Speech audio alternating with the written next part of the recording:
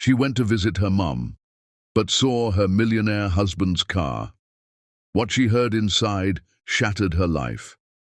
Hi, my beautiful family, this is our new channel, and today I'm speaking to you with honesty and a heavy heart. You all know what happened to our previous channel. That loss was painful, not just for me, but for everything we built together as a family. There were moments I felt broken, moments I questioned whether I could continue, but your love and support kept me standing. This channel belongs to all of us. I truly need your support now. Please subscribe, because without my family, this journey cannot move forward. Family stands together in difficult times, and today I am asking you to stand with me. Thank you for believing in me, for never giving up, and for being here. A prayer for my family. Heavenly Father, I place every person listening right now into your loving hands. You know their hearts, their worries, and the struggles they carry silently. Please protect their homes, their health, and their loved ones. Fill their lives with peace, strength, and hope. For those facing hardship, bring relief. For those waiting on a miracle, bring answers.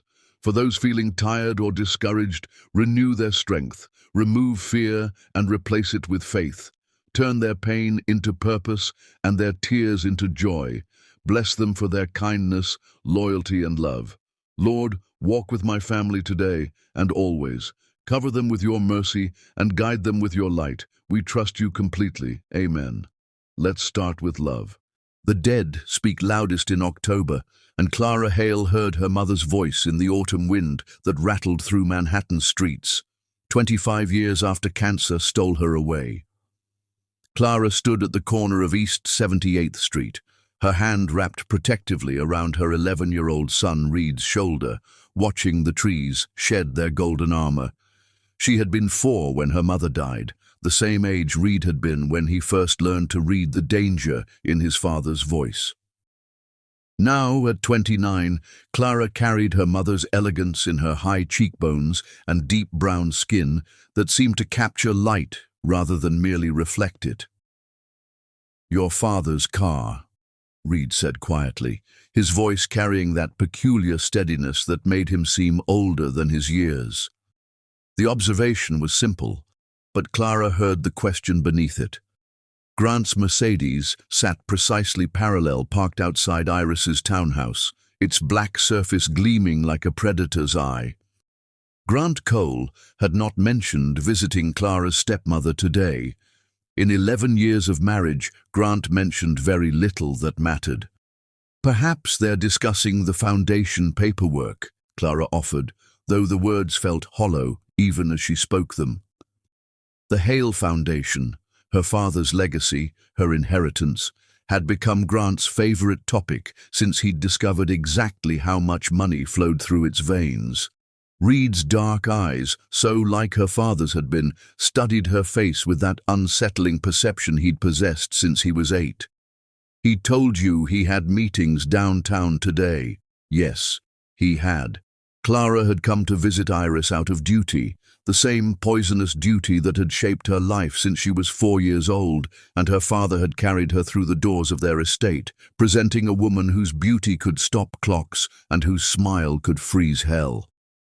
"This is Iris," her father had said on that spring day 25 years ago, his merchant's hand resting on the 18-year-old woman's back. "She's going to take care of us." Even at 4, Clara had understood that pretty words could carry ugly truths. Iris Penn, who became Iris Hale and then, after Clara's father's death, returned to Iris Penn, had been 14 years older than Clara, but carried herself like European royalty. Her voice flowed like honey over broken glass, sweet enough to disguise the cuts. "Should we leave?" Reed asked, but his feet were already moving toward the townhouse's service alley. Her son had inherited more than his grandfather's eyes. He'd inherited his strategic mind. "We should," Clara agreed, following him, "but we won't."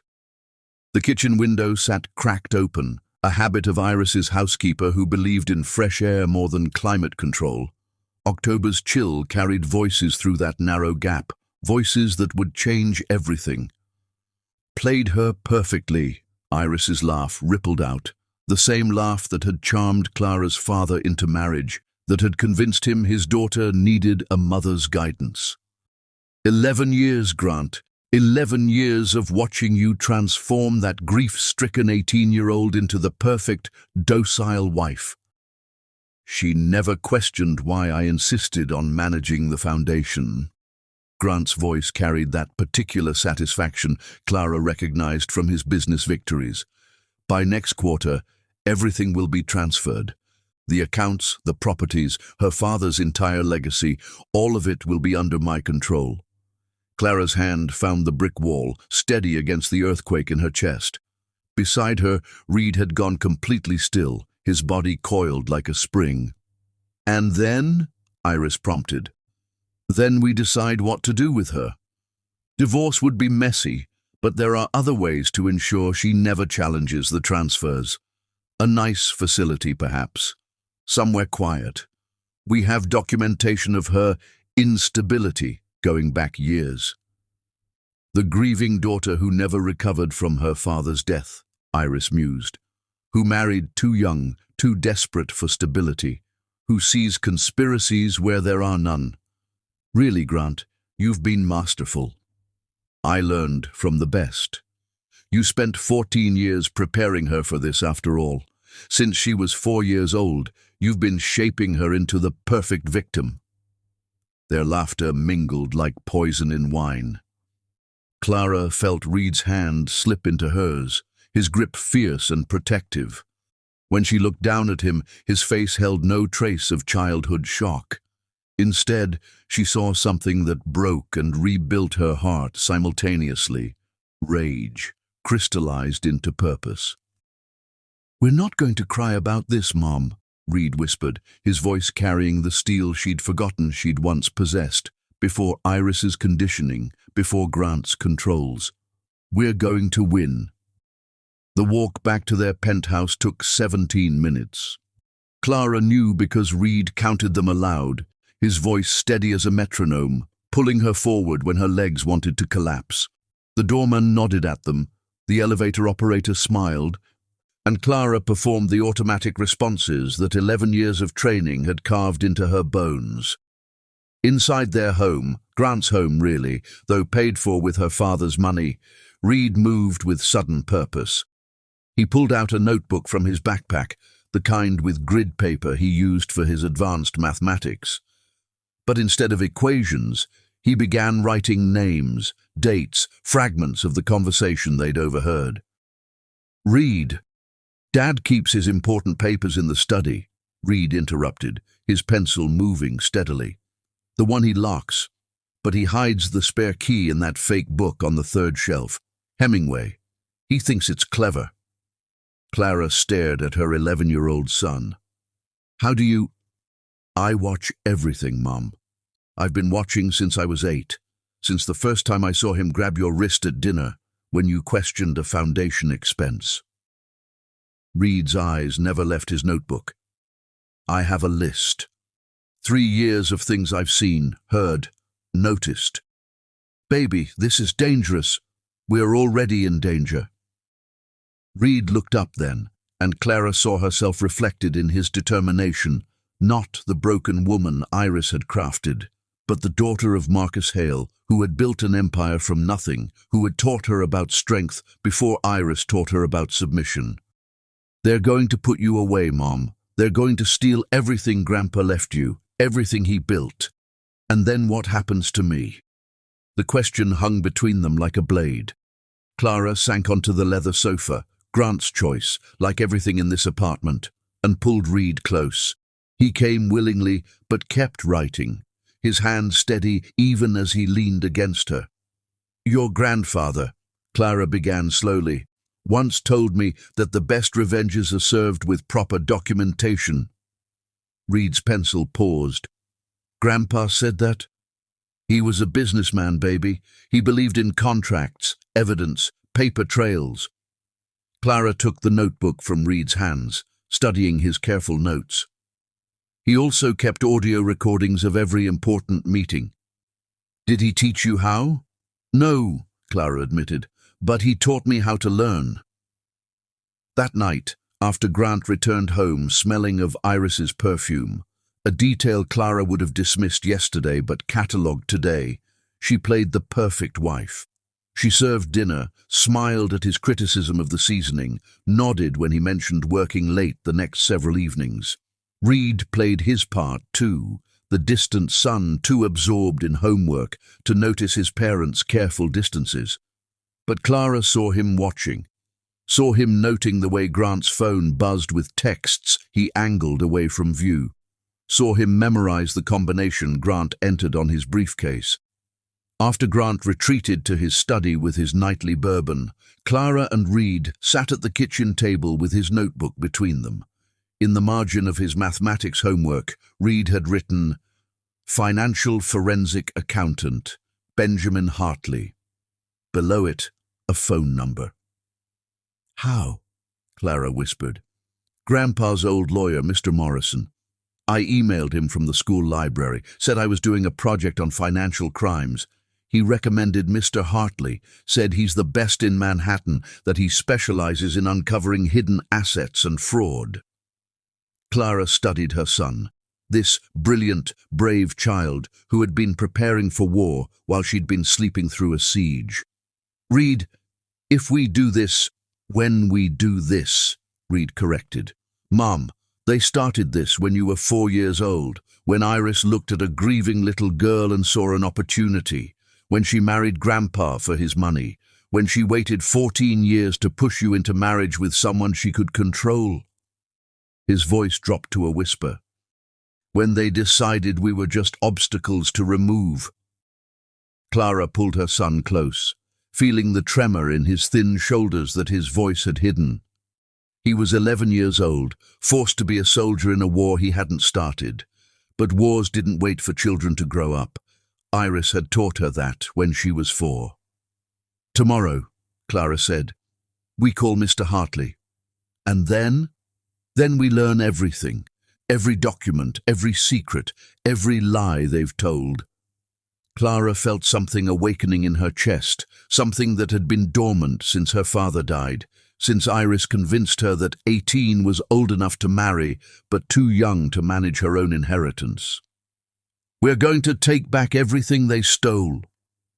Reed pulled back to look at her, and for the first time in years, Clara saw him truly smile, not the careful expression he wore for his father, but the fierce joy of a warrior who'd finally been given permission to fight. "We're going to win," he said again, and this time Clara believed him. Outside, October's wind rattled the windows like skeleton keys trying locks, and Clara thought she heard her mother's voice again, stronger now. "Fight, baby, it's time to fight." Chapter 2. The Forensic Accountant. Benjamin Hartley's office occupied the 17th floor of a building that whispered old money through its marble bones, the kind of place Clara's father would have approved of, substance over show, quality that didn't need to announce itself. Clara sat with her spine straight, a posture beaten into her by Iris's endless corrections, while Reed occupied the chair beside her with the focused stillness of a chess player. They had waited 3 days to make this appointment, 3 days of performing normalcy while documenting everything with the precision of surgeons. The door opened at precisely 10 o'clock. Benjamin Hartley was not what Clara had expected. Where Grant wore his power in expensive suits and calculated smiles, Benjamin moved with quiet confidence in a simple navy suit that had seen better days. He was 35, according to Reed's research, with sandy hair that fell slightly too long over his collar and green eyes that seemed to catalogue everything without judgment. His handshake was firm but brief, professional but warm. "Mrs. Cole," he said, then turned to Reed with the same respect. "Mr. Cole, Morrison spoke highly of you both." "Just Reed," her son said, studying Benjamin with that intensity that made adults uncomfortable. But Benjamin simply nodded, accepting the correction without the patronizing smile most adults would have offered an 11-year-old. "Reed, then. And please, call me Ben." He moved behind his desk, which held neat stacks of papers and a photograph of a golden retriever, nothing else. Morrison indicated this was urgent but sensitive. "How can I help?" Clara had rehearsed this moment, but Reed spoke first, his voice clear and precise. "My father and my grandmother, step-grandmother, are stealing my mother's inheritance through systematic fraud dating back 25 years. Benjamin's expression didn't change, but his hand reached for a legal pad. "That's a serious accusation." "It's not an accusation," Reed said, pulling out his notebook. "It's a documented pattern." He opened to a page covered in his neat handwriting. "My mother inherited approximately $47 million in assets when my grandfather died 11 years ago. Today, she has signing authority on less than $2 million. Would you like to know where the rest went?" "Reed," Clara said softly, but Benjamin held up a hand. "Please, let him continue." "Reed, yes, I would very much like to know." For the next 20 minutes, Reed laid out what he'd observed, documented, overheard. He spoke like someone 3 times his age, with the devastating precision of someone who'd been collecting evidence since he was 8 years old. Benjamin took notes without interrupting, his expression growing progressively more serious. "The study," Reed concluded. "Everything's in there. The real documents, not the forgeries he shows Mom." "You've seen these documents?" Reed glanced at Clara, who nodded. "Last night, after he took his sleeping pills." From his backpack, Reed produced a phone.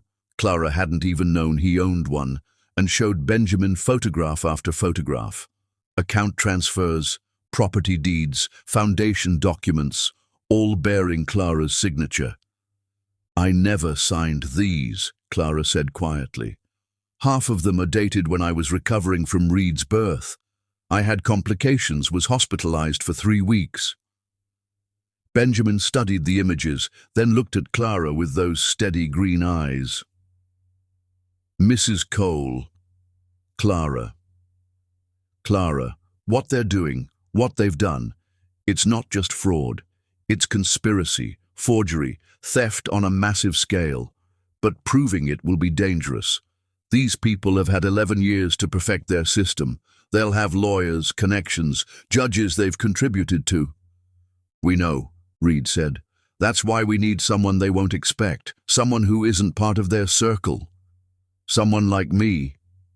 Benjamin leaned back in his chair, studying them both. "I should tell you that I don't usually take cases like this. Corporate fraud, yes. Embezzlement, certainly. But this is personal. This is family." "It's not family," Clara said, surprising herself with the steel in her voice. "Family doesn't plot your destruction from the day they meet you. Iris has been planning this since I was 4 years old." She told him then the whole story. Her mother's death, Iris's arrival, the slow conditioning that taught her to doubt herself, to need approval, to accept criticism as love. Her father's suspicious death just months after her 18th birthday, a heart attack, the doctors said, though he'd had perfect health weeks before. The immediate pressure to marry Grant, Iris's constant presence, guiding her toward a man 15 years older who promised stability.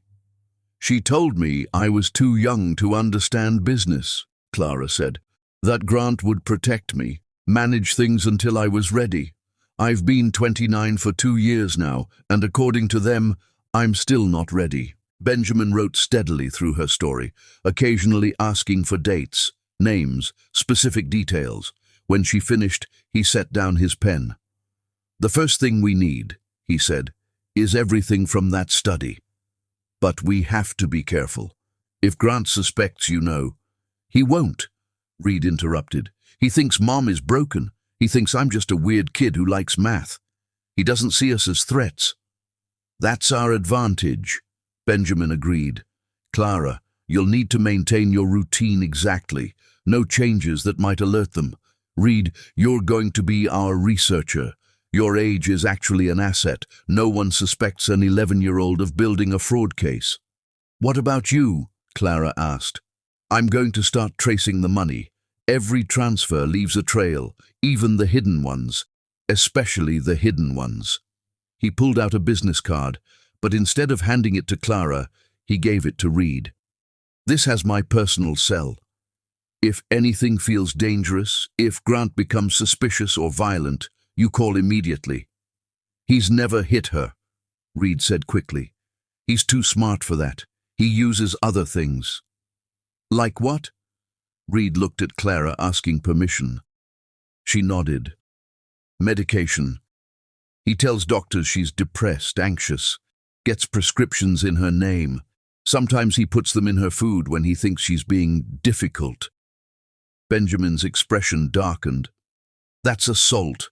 Poisoning, technically. It's control, Clara said. Everything with Grant is about control. They spent another hour going through details. Benjamin explained what he would need: bank records, tax returns, any original documents from Clara's father. Reed took notes like a court reporter, asking technical questions that made Benjamin raise his eyebrows. You understand forensic accounting? Benjamin asked. I've been reading about it for 3 years, Reed said simply, since I realized something was wrong. As they prepared to leave, Benjamin stood, walking them to the door. Clara, I need you to understand something. Once we start this, there's no going back. Grant will fight with everything he has. Iris, too. They might try to destroy you publicly, claim you're unstable, use your hospitalization against you. They're already destroying me, Clara said. They're just doing it quietly. Benjamin nodded, then did something unexpected. He crouched down to Reed's level, meeting his eyes directly. You're protecting your mother. That's brave. But I need you to promise me something. If this gets dangerous, if you ever feel unsafe, you call me, day or night. Understood? Reed studied him for a long moment, then nodded. You're different from the other adults. How so? You actually see us. That evening, while Grant attended another late meeting that smelled of Iris's perfume, Clara and Reed worked in the study. Reed had been right about the key. Hidden in a hollowed-out Hemingway, the sun also rises. The irony wasn't lost on Clara. The study itself was a shrine to Grant's ego. Diplomas from Harvard, photographs with politicians, awards for charitable giving, all funded by Clara's money, she now realized. But behind the display was the real treasure. Filing cabinets filled with 11 years of methodical theft. Reed photographed everything with the efficiency of a spy, while Clara found documents she'd never seen, powers of attorney she'd never granted, property sales she'd never authorized, foundation disbursements that went directly to accounts in Iris's name. Mom, Reed whispered, holding up a folder marked with last year's date. Look at this. Inside were medical forms, psychiatric evaluations claiming Clara suffered from paranoid delusions, that she was a danger to herself and potentially to her son, all signed by a doctor, Martin Reeves, who, according to the letterhead, had been treating her for 3 years. I've never met this man, Clara breathed. But Grant has, Reed said, showing her a receipt. He's been paying him $15,000 a month. Look, consultation fees. They were building a case for involuntary commitment. The realization hit Clara like ice water. This wasn't just about money. They were planning to have her declared incompetent, locked away, erased. Take pictures of everything, she said, her voice steady despite the fear. Every page. They worked until 3 in the morning, Reed organizing the evidence into categories with the precision that made his teachers call him gifted. Clara found herself watching him, this boy who should have been worried about video games and soccer, instead documenting crimes with the focus of a prosecutor. I'm sorry, she whispered. You shouldn't have to do this. Reed looked up from his phone. Mom, you were 4 when Iris started hurting you. 4. At least I got 11 years before I had to fight back. The next morning, Benjamin called. Can you come to my office? Both of you. I found something. They met him at noon, Grant safely in his downtown office. Benjamin's desk was covered with printouts, bank records, corporate filings. "Your father was murdered," he said without preamble. Clara's knees buckled. Reed caught her arm, guided her to a chair. "The heart attack," Benjamin continued, spreading out papers. "3 weeks before he died, your father changed his will. Originally, everything went to you at 18. The new will created the foundation, with Iris as co-executor, if you married before 25. She knew," Clara whispered. "She knew about the change. She did more than know. She helped write it. And here." Benjamin pulled out another document. "Is a life insurance policy Grant took out on your father. As your husband, he became beneficiary of your beneficiary rights. $5 million, paid out 6 months after the wedding." "But the doctors said—" "The doctor who signed the death certificate was Dr. Martin Reeves." Benjamin let that sink in. "The same doctor now claiming you're delusional. He's been on Grant's payroll for 15 years, since before your father died." Reed stood very still, his young face carved from stone. "They killed him." "We can't prove that," Benjamin said carefully. "But we can prove the fraud, the conspiracy, the theft. That's enough to destroy them." "It's not enough," Reed said quietly. "They took her parents. They stole her life. They need to pay for all of it." Benjamin studied Reed for a moment, then nodded slowly. "Then we'll make them pay. But we do it legally, carefully.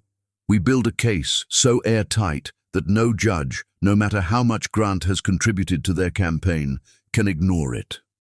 As they left Benjamin's office, Clara felt something shifting inside her, like ice cracking on a frozen river. For 25 years, Iris had shaped her into the perfect victim. For 11 years, Grant had refined that creation, polished it into something useful. But they had made one mistake. They had given her Reed.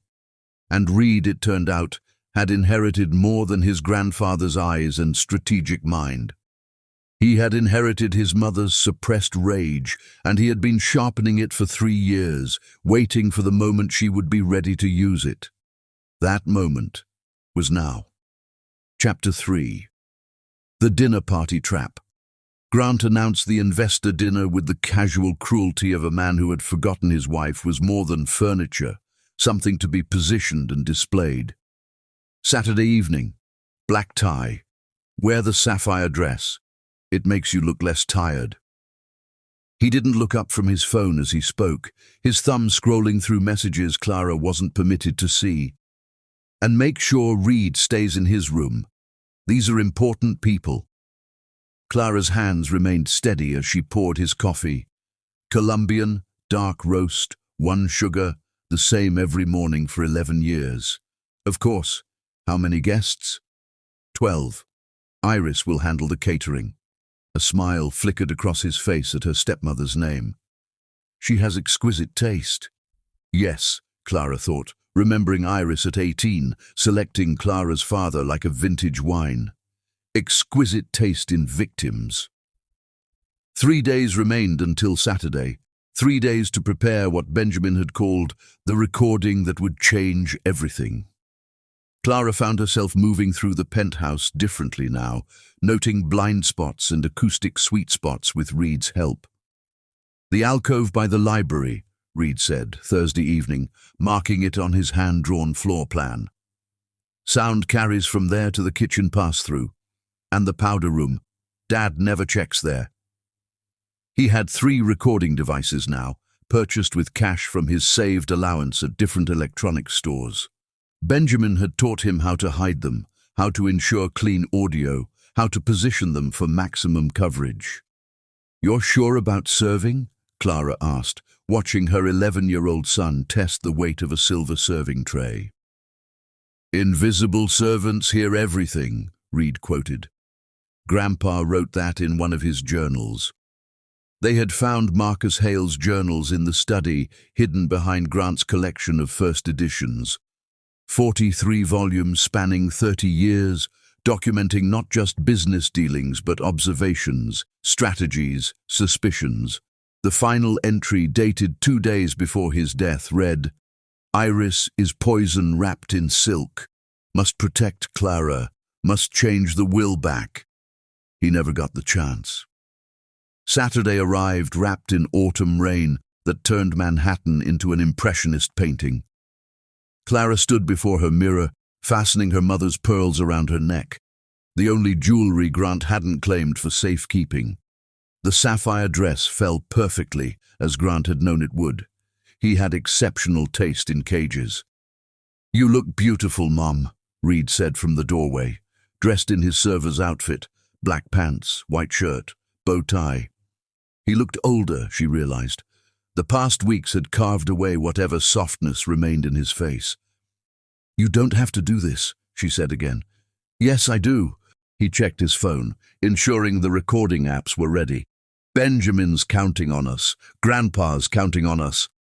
Grant emerged from his dressing room in a tuxedo that cost more than most people's cars, his silver hair gleaming like armor.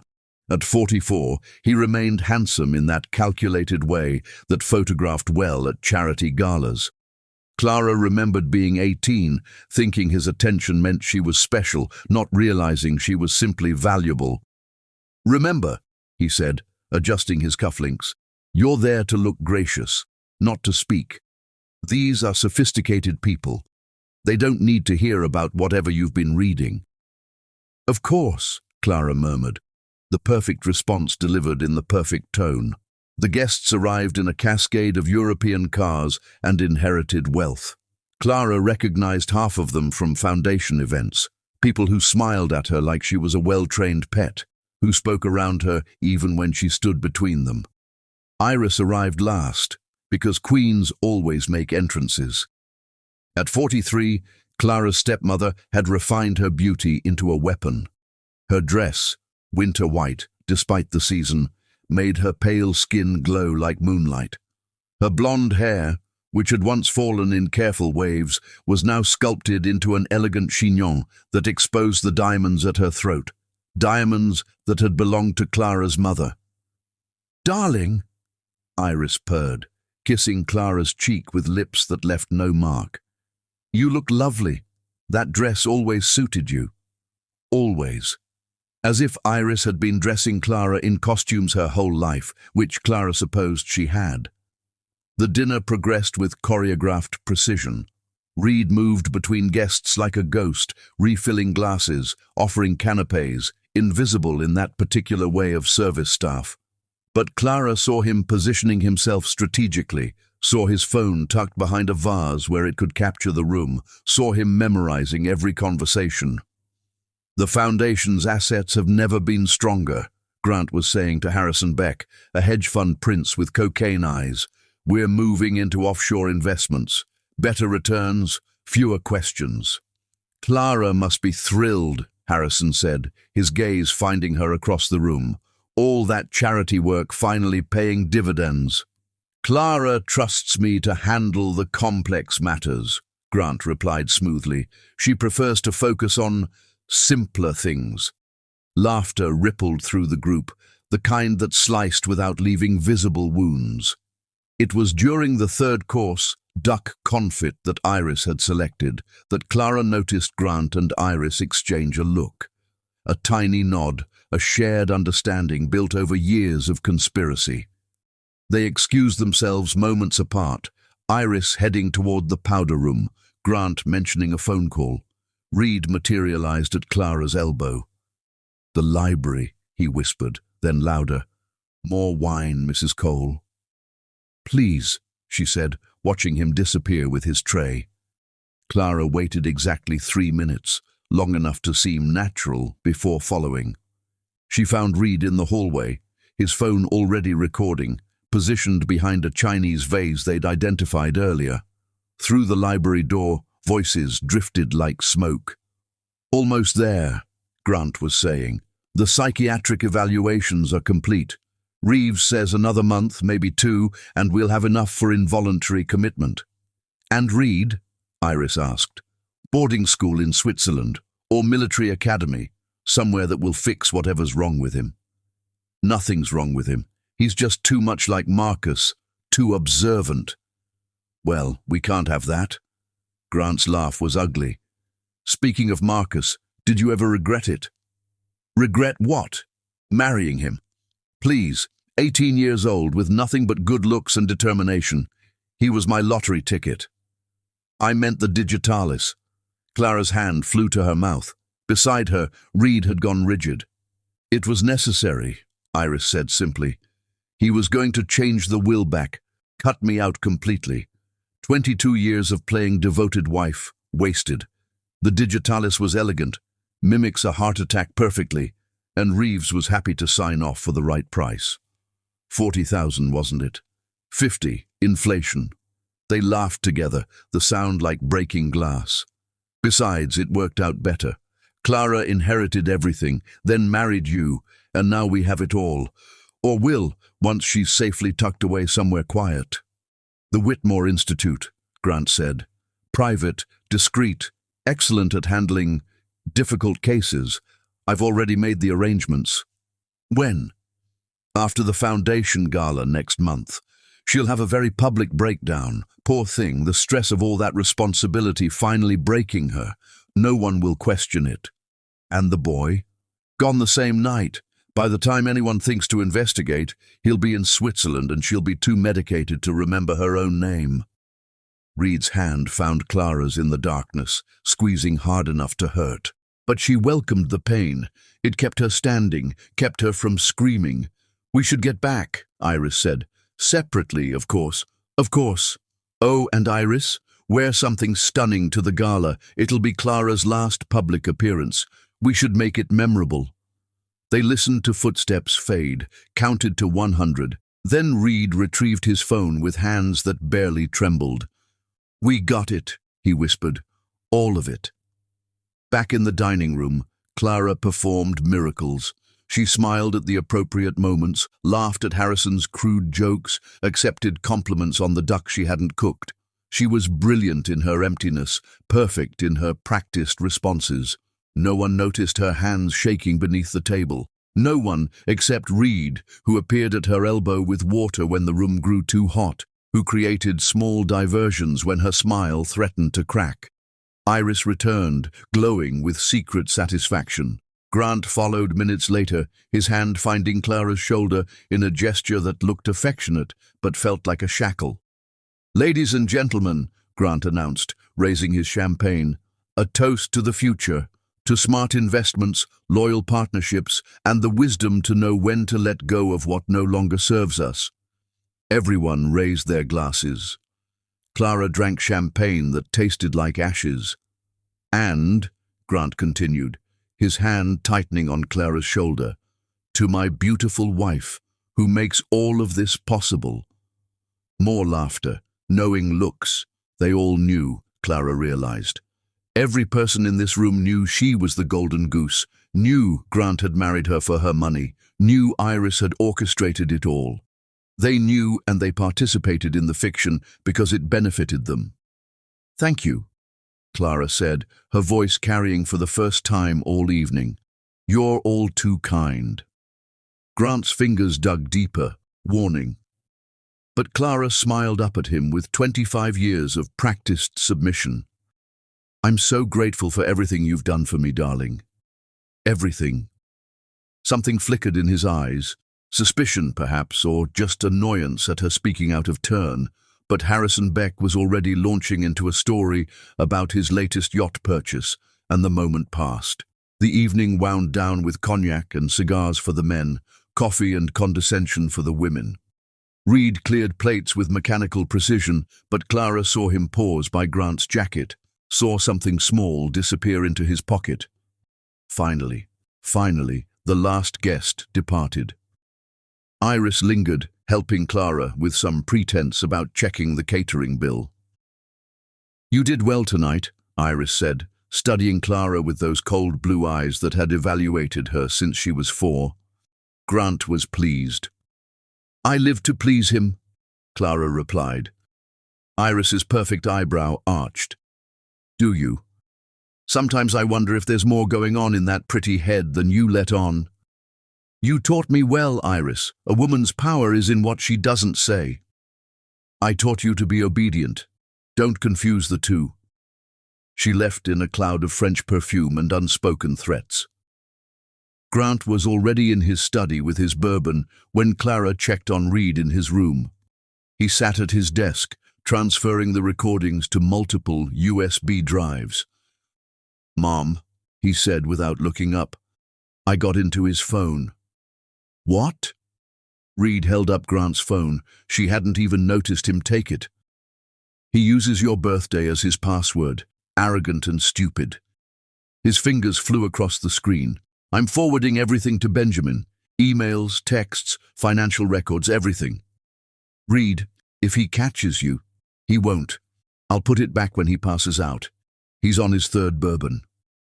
Clara sat on Reed's bed, her body finally allowing itself to shake. "They killed him. They killed my father." Reed abandoned the phone, coming to sit beside her. "I know. Digitalis. It's from foxglove. Iris grew foxglove in the garden. I remember thinking it was so pretty. We're going to stop them, Mom. We have everything now. The confession, the conspiracy, proof of murder. It won't bring him back." "No," Reed agreed, his 11-year-old voice carrying impossible weight. "But it will give him justice, and it will give us freedom." They sat together in the dark, mother and son, conspirators in their own home. Outside, Manhattan glittered with its million small dramas, but inside Reed's room, they planned the destruction of an empire built on a 4-year-old's grief. Grant's phone buzzed with a text. Reed glanced at it and laughed, sharp and bitter, too old for his years. "It's from Iris," he said, showing Clara the screen. "Sweet dreams, darling. Soon we'll have everything we deserve." "Yes," Clara said, saving the screenshot. "You certainly will." Chapter 4. The Midnight Trail. Reed Cole moved through midnight Manhattan like smoke through a keyhole, present but barely there, a shadow with purpose that the city's insomniacs would forget by morning. It was Thursday, 3 days after the dinner party, and Grant had left the penthouse at 11:47 p.m., claiming a conference call with Tokyo. But Reed had seen the text on his father's phone before returning it, not Tokyo, but the Meridian Club on East 56th, where memberships cost more than most people's homes and secrets were currency. Clara had tried to stop him. "It's too dangerous," she'd said, but Reed had shown her the text that made her resistance crumble. "Bringing the lawyer. Final papers for C's commitment. Need your signature. C for Clara." His mother, reduced to an initial, a problem to be solved. Reed had prepared for this. Dark clothes that wouldn't catch light, soft-soled shoes that whispered rather than clicked, a phone fully charged with recording apps ready. In his pocket, the subway card Benjamin had given him. "For emergencies," the forensic accountant had said, but his eyes had suggested he knew Reed would define emergency loosely. The doorman barely glanced up as Reed slipped out. Children of the wealthy were given certain freedoms, especially strange, quiet children who were known for their odd habits. Reed had cultivated his reputation carefully. The weird kid who collected insects, who walked at strange hours, who was too smart for his own good. It was camouflage as effective as any combat gear. Manhattan at midnight was a different creature than its daytime self. The financial district's glass towers became dark monoliths, the streetlights casting pools of yellow that Reed skirted carefully. He knew Grant would take a taxi. His father had patterns, predictable in his arrogance. Reed took the subway, then walked, keeping to the shadows cast by scaffolding and awnings. The Meridian Club squatted between a diplomatic residence and a private gallery, its facade deliberately unremarkable. Old money didn't advertise, but Reed knew its tells. The doorman whose suit cost more than a teacher's monthly salary, the cars parked outside that whispered rather than roared, the way light from inside was warm amber, not the harsh fluorescent of common spaces. Reed couldn't enter, of course. But the club's architects, in their last-century wisdom, had included a smoking terrace that overlooked a narrow alley, and that alley had a fire escape on the opposite building, probably predating the club itself, that provided perfect sightlines if you were small enough to climb it and brave enough to perch 3 stories up in the dark. Reed was both. He climbed quickly, his 11-year-old body light enough that the old metal barely complained. Years of martial arts, Grant's idea, thinking it would make Reed less soft, had given him balance and strength. He settled onto a landing that put him level with the terrace, pulled out his phone, and switched to the camera's night mode. The terrace doors were open. October had turned unseasonably warm, and rich men liked their cigars with fresh air. Voices drifted across the alley, mixing with distant sirens and the ever-present hum of the city. Grant appeared first, his silver hair catching the light. Behind him, a man Reed recognized from the photographs in Benjamin's files, Lawrence Ashford, senior partner at Ashford, Klein and Associates, the kind of lawyer who had judges on speed dial and ethics on ignore. "Paperwork is bulletproof," Ashford was saying, lighting a cigar that probably cost more than most people's groceries. "Dr. Reeves has been brilliant. 3 years of documented instability, medication non-compliance, paranoid delusions. Any judge will sign the commitment order." "And the boy?" Grant asked. "Switzerland. The Edelweiss Academy has agreed to take him immediately. They specialize in difficult children, full boarding, no communication with the outside world for the first year. They'll fix whatever's wrong with him." Reed's hand tightened on his phone, but he kept recording. "There's nothing wrong with him," Grant said, surprising Reed. "He's just too smart, sees too much, like his grandfather." "Well, intelligence without proper guidance can be dangerous. The academy will teach him appropriate boundaries." They moved closer to the railing, and Reed had to strain to hear. "What about the foundation assets?" Grant asked. "Once Clara is committed, you'll have full power of attorney. The transfers can happen immediately. We've already set up the offshore accounts, Cayman, Switzerland, a few in Panama for diversity. Iris's name won't appear anywhere as requested." "Good. She's been patient for 25 years. She deserves her payday." Ashford laughed, ugly and low. "Patient? She planned this from the moment she met Marcus Hale. 18 years old and already playing the long game. You have to admire it." "I do more than admire it," Grant said, and something in his voice made Reed's stomach turn. "Iris is a visionary. She saw a grieving widower with a 4-year-old daughter and thought, 'There's my fortune.' Then she saw that daughter grow up and thought, 'There's my double fortune.' Brilliant." "And you? When did you get involved?" "She approached me 15 years ago. I was working at her father's firm. Did you know Iris comes from money too? Old textile fortune, all gone by the time she was 16. Her father drank it away. She learned early that beauty fades, but bank accounts, properly managed, are forever." Reed shifted position carefully, his foot finding better purchase on the narrow landing. A pigeon cooed somewhere above him, the city's only witness to his surveillance. "So she came to you," Ashford prompted. "She knew I was ambitious, hungry. She also knew I had flexible ethics. She proposed a partnership. She'd guide Clara toward me, I'd marry her, and together we'd take everything. It was supposed to be simple. But Clara had a child. Reed complicated things. He watches, notices things. Last week, I caught him in my study." Reed's blood chilled. "He said he was looking for a book," Grant continued, "but I know he was snooping. We need to move faster. The gala is in 3 weeks. Too long, this weekend. We'll stage something at the foundation. Clara's been working on some new exhibit. We'll say she had a psychotic break, destroyed it, attacked someone. Iris will be there as a witness, of course. This weekend. That's ambitious. It's necessary. I have a feeling." Grant paused, looking out over the city. For a moment, His gaze swept toward Reed's hiding spot, and Reed held his breath, pressing himself against the cold metal. "I have a feeling we're running out of time." They went back inside, but Reed waited, patient as a spider. 20 minutes later, they returned with brandy and another man, Dr. Martin Reeves himself, thin and nervous, with hands that shook until he downed his drink. "I don't like this acceleration," Reeves was saying. "The documentation needs to appear organic, accumulated over time." "You've had 3 years," Grant interrupted. "How much more organic do you need?" "But if someone investigates, who's going to investigate?" Ashford asked.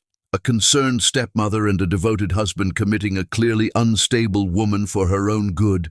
It's a tragedy, not a crime. The boy might talk. The boy will be in Switzerland before anyone can ask him questions." Grant's voice had turned cold. "Unless you'd prefer we revisit our arrangement regarding Marcus Hale's death certificate." Reeves went pale. "That's not necessary." "Then stop whining and do your job. I want those commitment papers ready by tomorrow. Full psychiatric hold, indefinite duration, no visitors without my express permission. And her assets become mine to manage as her loving husband and only advocate." Grant raised his glass. "Gentlemen, to the end of a very long game." They toasted, their glasses catching the light like small fires. Reed had heard enough. He descended the fire escape slowly, each step deliberate, his mind already racing through contingency plans. They had moved up the timeline. This weekend, 2 days away. He needed to get to Benjamin. Now. But as he reached the ground, a hand fell on his shoulder. Reed's training kicked in. He twisted, dropped, rolled away, coming up in a defensive stance his instructor would have praised. But the figure stepping from the shadows wasn't a threat. It was Benjamin Hartley, dressed in dark clothes similar to Reed's, a small smile on his face. "Good reflexes," Benjamin said quietly. "Though next time, check for backup exits before climbing. That fire escape only has one way down." "You followed me?" "I followed Grant. Saw you on the fire escape. Figured you had the recording covered, so I documented his arrival, the cars, license plates, evidence of the meeting." Benjamin held up his own phone. "Your mother called me when you left. She was terrified. She didn't stop me, number because she knew you were right to go." Benjamin crouched down to Reed's level. "What did you hear?" Reed told him everything, his perfect memory recreating the conversation word for word. Benjamin's expression grew progressively darker. "This weekend," he murmured. "We're not ready." "We have to be." Benjamin studied Reed for a long moment. "You're 11 years old." So you shouldn't have to be this brave." "My mom was 4 when Ira started destroying her. Brave doesn't have an age requirement." Benjamin stood, and Reed saw something shift in his expression. Respect, maybe, or recognition. "You're right. Come on. I'll take you home. We need to plan." They walked through empty streets, Benjamin keeping Reed on the inside of the sidewalk, automatically protective. Reed found himself studying the man, the way he moved with quiet confidence, the way he scanned their surroundings without seeming paranoid, the way he treated Reed as an equal, not a child. "You like my mom," Reed said suddenly. Benjamin's step faltered slightly. "She's my client." "That's not an answer." "No," Benjamin agreed. "It's not." They walked in silence for a block before he continued. "Your mother is remarkable. What she's survived, what she's fighting through, most people would have broken years ago. She almost did break, but she didn't, and that's what's remarkable." Benjamin glanced down at Reed. "You saved her, you know. Your courage gave her permission to find her own. We saved each other." "Yes," Benjamin said softly. "You did." They reached the penthouse building at 2:17 a.m. The doorman was asleep at his desk, and they slipped past like ghosts.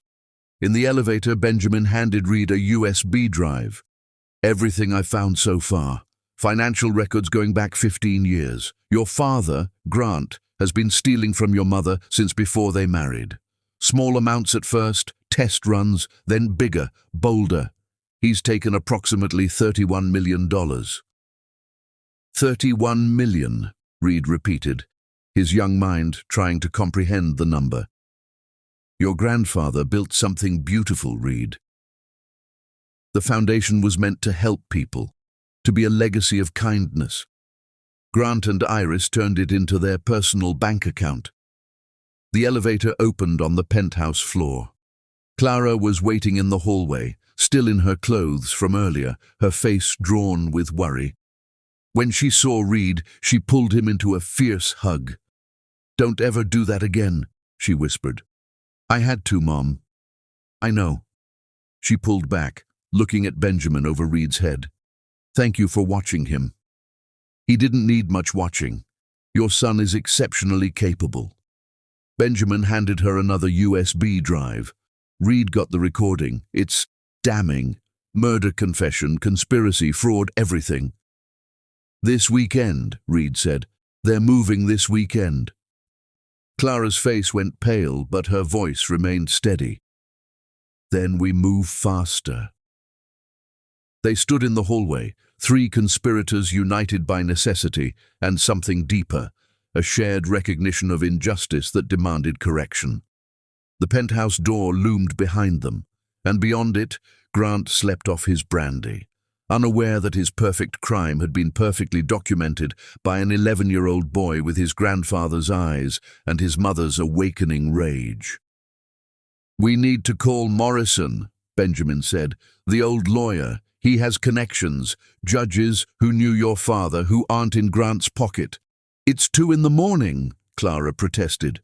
"He'll answer," Reed said with certainty. "He loved Grandpa. He'll answer." And he did. Within an hour, they had a plan. Within 2 hours, they had a judge willing to review an emergency petition. Within 3 hours, as dawn painted Manhattan in shades of amber and gold, they had what they needed. A temporary restraining order, preventing Grant from moving any assets or making any medical decisions for Clara. Grant would wake to find his perfect plan in ruins. But more importantly, Clara would wake to find herself free, or at least beginning to be free. 25 years of chains couldn't be broken in a single night, but they could begin to crack. Chapter 5. Building the Case. Saturday arrived dressed in false normalcy, Grant reading his Financial Times over Colombian coffee, while Clara arranged Reed's weekend schedule with the precision of a general planning a campaign. "Museum trip this morning," she said, her voice steady as her hands. "The Egyptian exhibit Reed's been researching." Grant didn't look up. "Fine, take the car." He had no idea that the museum trip was actually a meeting at Benjamin's office, where a team of forensic accountants had been working through the night, following the money like bloodhounds on a scent. The restraining order remained their secret weapon, filed but not yet served. Benjamin had advised waiting. Let Grant and Iris believe their plan was proceeding while they built an ironclad case. "We have one shot," Benjamin had said. "If we strike too early, they'll destroy evidence, move assets we haven't found yet." So Clara performed her morning ritual. Grant's coffee, his preferred breakfast, the right amount of deference mixed with distance. She'd become an actress worthy of Broadway, though her stage was a Manhattan penthouse and her audience a man who'd helped murder her father. Reed sat across from Grant, eating cereal with mechanical precision, his notebook beside him. To Grant, it looked like homework. In reality, Reed was memorizing the timeline Benjamin had constructed, preparing for the testimony he would eventually give. "You're quiet this morning," Grant observed, his predator's instinct flickering. "Math test Monday," Reed replied without missing a beat. "Differential equations." "You're 11. "Gifted program," Reed said, allowing a hint of pride that Grant would interpret as normal childhood boasting. Mr. Harrison says I could skip to high school math next year. Grant's interest faded.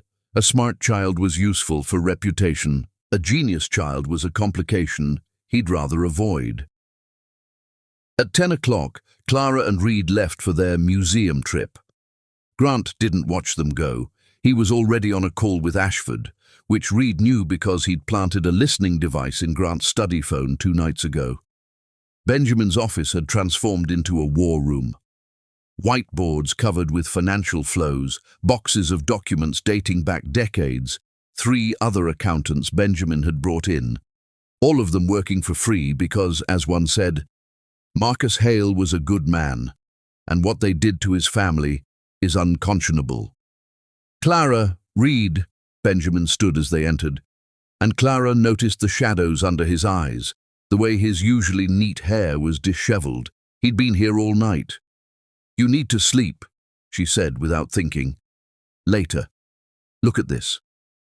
He led them to a wall covered in photographs and documents connected by red string, like a conspiracy theorist's dream.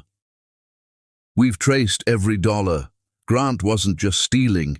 He was using your money to fund other crimes, bribes to city officials for construction contracts, paying off health inspectors, even funding campaigns for judges who would be sympathetic.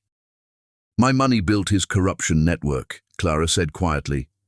Your father's money, Reed corrected. Grandpa would be furious. He'd be proud, said a voice from the doorway. James Morrison entered, the elderly lawyer moving carefully but with purpose. At 81, he looked like parchment wrapped around steel. Marcus always knew Iris was poison. He just didn't know how deep it went. Morrison had brought reinforcements, 2 federal prosecutors who specialized in financial crimes, a judge who'd been Marcus's golf partner, and surprisingly, a woman Clara vaguely recognized. Dorothy Chen, the woman introduced herself. I was your father's secretary for 10 years. I've been keeping copies of things Iris didn't know existed. She placed a box on the table. Inside were letters, documents, recordings on old cassette tapes. Your father suspected Iris was having an affair his last year, Dorothy explained. He hired a private investigator. These are his reports. Clara opened the first folder and gasped. Photographs of Iris and Grant from 15 years ago, before Clara's marriage, before her father's death. They'd been planning this for longer than anyone imagined. There's more, Dorothy said gently. The investigator found evidence that Iris had done this before. Her first husband, when she was 16, he died of a heart attack too. She inherited just enough to move to New York, reinvent herself. She's a serial killer, Reed said flatly. She kills for money. We can't prove the murders, one of the prosecutors said, but we can prove everything else. Fraud, conspiracy, theft, forgery. Grant and Iris are looking at 20 to 30 years. They worked through the afternoon, Reed surprising everyone with his ability to spot patterns in financial data. At one point, he connected 3 shell companies to a property in the Hamptons that Grant had bought with Clara's funds, but registered in his mother's name. His mother died 5 years ago, Reed said. So who's signing the tax documents? Benjamin checked, his fingers flying across his laptop. Grant. He's been forging his dead mother's signature to hide assets. Add mail fraud to the charges, Morrison said with satisfaction. As the sun set over Manhattan, painting the office golden, Clara found herself standing at the window beside Benjamin. Reed was across the room, explaining something complex to the prosecutors with the patience of a professor. He's extraordinary, Benjamin said quietly. He shouldn't have to be. Number. But he is. And that's going to save you both. Clara turned to look at him. Really look at him. Benjamin Hartley, who'd dropped everything to help them, who'd worked without sleep, who treated her son with respect and her with something she couldn't quite name. Why? She asked. Why do all this? We're just clients. Benjamin was quiet for a long moment. My father was a whistleblower, exposed corruption at his company. They destroyed him, legally, financially, personally. He died broken, believing justice was a fairy tale rich people told to keep poor people hoping. I'm sorry. I became a forensic accountant to prove him wrong, to show that sometimes, with enough evidence and the right people, justice can win. He looked at her, and Clara felt something shift in her chest. You and Reed aren't just clients. You're proof that my father was wrong to give up hope. Before Clara could respond, Reed called out, "Mom, I found something." He was holding a document from Dorothy's box, a life insurance policy on Clara herself, taken out by Grant 3 months after their marriage. $10 million, Reed read. Beneficiary, Grant Cole. Secondary beneficiary, Iris Penn. The room went silent. "They were going to kill me," Clara said, her voice remarkably steady. "The commitment was just the first step. Once I was locked away, helpless." "An unfortunate suicide," Morrison said grimly. "Depressed woman, history of mental illness, isolated from her son. No one would question it." "Except Reed would," Benjamin said. "That's why he had to disappear to Switzerland first." Clara pulled Reed close, feeling him tremble against her. 11 years old and discovering his father had planned to murder his mother. "We're going to stop them," Reed said, his voice muffled against her shoulder. "We're going to stop them, and they're going to pay." "Yes," Clara said, looking around the room at these people who'd assembled to help them. Morrison with his decades of legal expertise, Dorothy with her carefully preserved evidence, the prosecutors with their federal authority, and Benjamin with his unwavering determination. They're going to pay for all of it. Morrison's phone rang. He answered, listened, then smiled, a sharp, predatory expression that reminded Clara why her father had kept him on retainer for 30 years. "That was Judge Patterson. She's reviewed our preliminary filing. She's issuing arrest warrants for Monday morning." He looked at Clara. "The gala is tomorrow night. They'll be arrested there, publicly, in front of everyone who enabled them." "Poetic justice," Dorothy murmured. "The best kind," Morrison agreed. They worked until midnight, preparing the final documentation. Reed fell asleep on the office sofa, his head in Clara's lap, still clutching his notebook. Benjamin covered him with his jacket, the gesture so gentle it made Clara's throat tight. "You should rest too," Benjamin said. "Tomorrow will be difficult." 25 years of difficult are ending tomorrow," Clara replied. "I can handle one more day." As they prepared to leave, Benjamin handed Clara an envelope. "What's this? Open it tomorrow, after everything happens." Clara tucked it into her purse, another secret in a life that had become built on them. The ride home was quiet, Reed sleeping against her shoulder in the back of the car Benjamin had arranged, not Grant's driver, who reported everything but someone trustworthy. Grant was asleep when they arrived, his bedroom door closed, his snoring audible from the hallway. Clara tucked Reed into bed, kissing his forehead. "Mom," he murmured, half awake. "Yes, baby." "Tomorrow, when they arrest him, will you be sad?" Clara considered the question. "I'll be sad for what should have been, for the life we deserved but didn't get. But sad about Grant going to prison? No." "Good," Reed said, already drifting back to sleep. "Because he was never really my father anyway. Fathers protect. He only destroyed." Clara sat beside his bed long after he fell asleep, watching her son breathe, thinking about protection and destruction, about the men who'd shaped their lives. Her father who'd loved but been deceived, Grant who'd promised protection but delivered imprisonment, and Benjamin who asked for nothing but offered everything. Tomorrow, at the gala her father had founded to celebrate philanthropy and kindness, Grant and Iris would fall. Their empire of lies would crumble in front of the people who'd helped them build it. It would be, Clara thought, what her father would have called a hostile takeover, except this time she was taking back what had always been hers. Chapter 6. The Night Before Justice. Sunday dawned grey and restless, Manhattan sky wearing morning colors as if it knew what was coming. The gala was 12 hours away, and Grant moved through the penthouse like a king surveying his kingdom one last time. He didn't know it was his last time. Clara watched him from the kitchen as she prepared breakfast, noting the satisfaction in his movements, the way he hummed, actually hummed, while reviewing papers in his study. The commitment documents, she knew.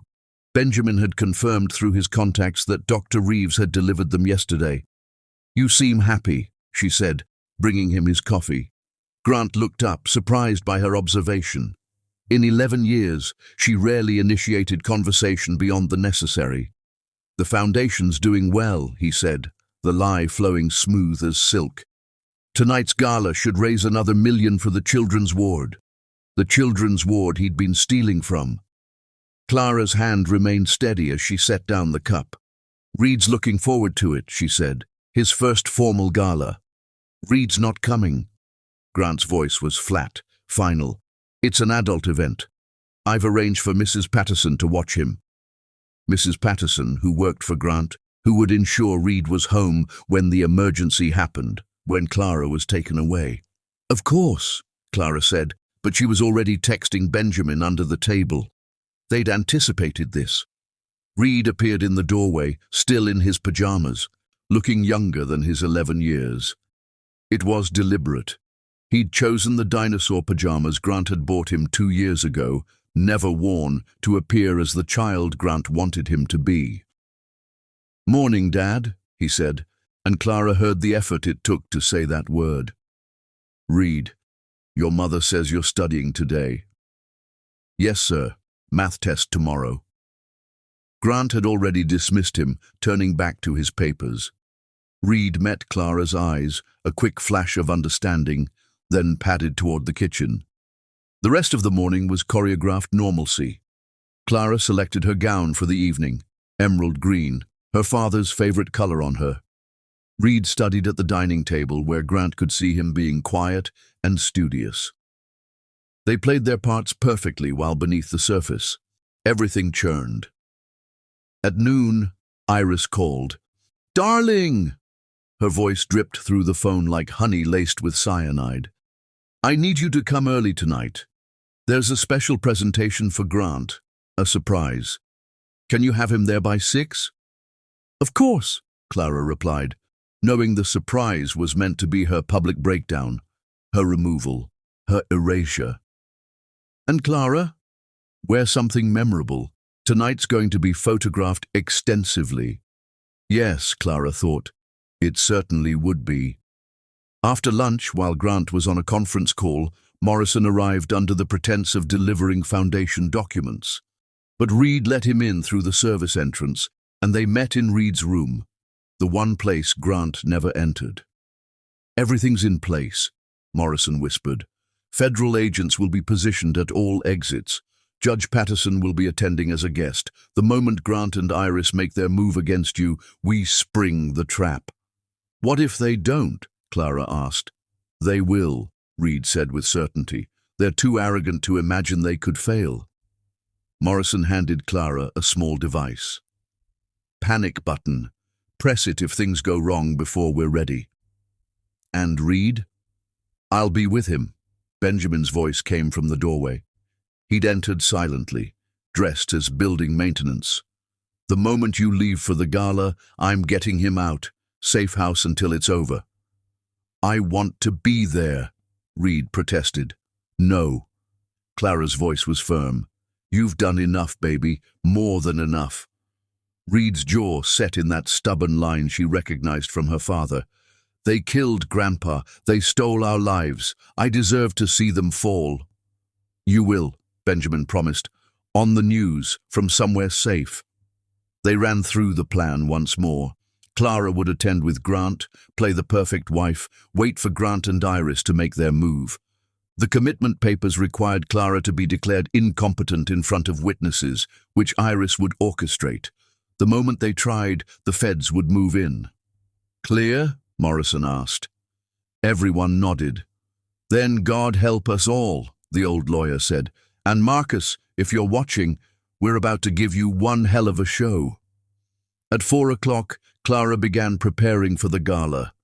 She moved through her routine, shower, hair, makeup, with the precision of a soldier preparing for battle. The emerald gown slipped over her skin like armor. Her mother's pearls, the only jewelry Grant hadn't taken, circled her throat like protection. Reed watched from her doorway. "You look like a queen." "I look like my mother," Clara said, seeing her reflection clearly for the first time in years. Not the broken woman Iris had crafted, not the submissive wife Grant had molded, but Amelia Hale's daughter, strong, beautiful, unbreakable. "Mom," Reed said quietly, "I wrote you something." He handed her an envelope. "Don't read it until after. Promise?" "Promise." Grant emerged from his dressing room in his tuxedo, and Clara saw him differently now, not as the powerful man who'd controlled her life, but as what he was, a thief, a liar, a murderer by association. He was smaller somehow, diminished by the truth of him. "You look acceptable," he said, his highest compliment. "Thank you." They moved toward the door, Grant's hand on her elbow, possessive as always. Reed stood by his room, small and alone, and Clara's heart broke a little. "Be good for Mrs. Patterson," Grant said without looking at his son. "Yes, sir." But Clara saw Reed's hand hidden behind his back, making a small thumbs up. Benjamin was already in position. The ride to the hotel was silent. Grant texted constantly, Iris probably, confirming their plan. Clara stared out the window at the city flowing past, wondering if her father had felt this way the night he died, if he'd known something was coming but couldn't quite see its shape. The St. Regis Hotel rose before them like a gilded cage, its windows reflecting the dying sun. Photographers clustered at the entrance, society reporters ready to document New York's elite at play. "Smile," Grant commanded as they exited the car. Clara smiled. It was the last order she would ever take from him. Inside, the ballroom had been transformed into what looked like heaven. White silk, crystal, thousands of roses. Her father's foundation logo dominated the space, a reminder of what this had once meant, what it was supposed to be. "Clara!" Iris glided toward them in a white gown that made her look like a predatory angel. "You look adequate." Even now, at the end, she couldn't resist the small cuts. "Thank you, Iris. You look exactly as you are." Iris's eyes narrowed slightly, sensing something different but unable to place it. The room filled with Manhattan's wealthy, people who'd known Clara since childhood, who'd watched her father build his empire, who'd stood silent as Grant and Iris destroyed her. They smiled at her now, empty smiles that meant nothing. But then Clara spotted them. Federal agents, discreet but present. Judge Patterson by the bar, Morrison at a corner table, even Dorothy Chen, brave enough to attend, despite everything. Her army assembled. "Ladies and gentlemen," Iris's voice rang out as she took the microphone. "Before we begin the fundraising, I wanted to share something special about the Hale Foundation's future." Here it comes, Clara thought. "For 11 years, Iris continued, my stepdaughter Clara has worked tirelessly for this foundation, despite her struggles. Her dear husband Grant has been her rock, managing the complex financial aspects while Clara focused on what she does best, being a beautiful symbol of her father's legacy." Laughter rippled through the crowd, Clara's hands clenched in her lap. "But tonight," Iris's smile was pure poison. "We need to address some concerns about Clara's ability to continue in her role." Grant stood, moving toward the microphone. "It pains me to say this, but my wife has been struggling with delusions, paranoia. Just yesterday, she accused me of stealing from the foundation, me who has done nothing but protect her father's legacy." Murmurs through the crowd. Clara saw the federal agents shifting position. "We've consulted with specialists," Grant continued, pulling out documents, the commitment papers. "And we believe, for Clara's own safety and the Foundation's future, she needs professional help." "No," Clara said, standing. Her voice carried across the ballroom. "I don't." Grant's face darkened. "Darling, please, don't make this harder. You killed my father." The words dropped into the silence like bombs. "She's clearly having an episode," Iris said quickly, moving toward Clara. "Someone called Dr. Reeves." "Dr. Reeves is already in federal custody," Judge Patterson said, standing. "As you're about to be." The room erupted. Federal agents moved in from all sides, badges out, weapons visible. Guests screamed, backed away. Photographers started shooting pictures that would make front pages nationwide. "Grant Cole, Iris Penn," the lead agent announced. "You're under arrest for conspiracy, fraud, murder in the first degree, and 37 other charges I'll be happy to enumerate at the station." "This is ridiculous," Grant shouted. But there was fear in his eyes now. "Clara's insane. Tell them." But the room was silent, watching as handcuffs clicked around the wrists of the golden couple who'd ruled their social circle through fear and favors. "The evidence," Iris said, her composure finally cracking. "There's no evidence." "Your complete confession to murdering Marcus Hale with Digitalis," Clara said, pulling out her phone. "The recording of you and Grant planning to have me committed and then killed.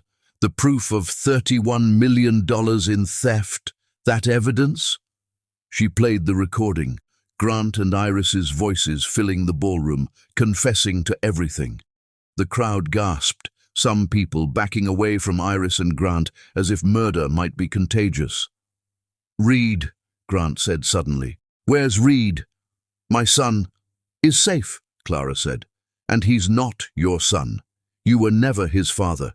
You were just the man who happened to live in our house while plotting to kill us." As the agents led Grant and Iris away, Iris turned back, her perfect face twisted with rage. "You stupid little girl, you think you've won? You have no idea how to run the Foundation, how to manage that money. You'll lose everything within a year."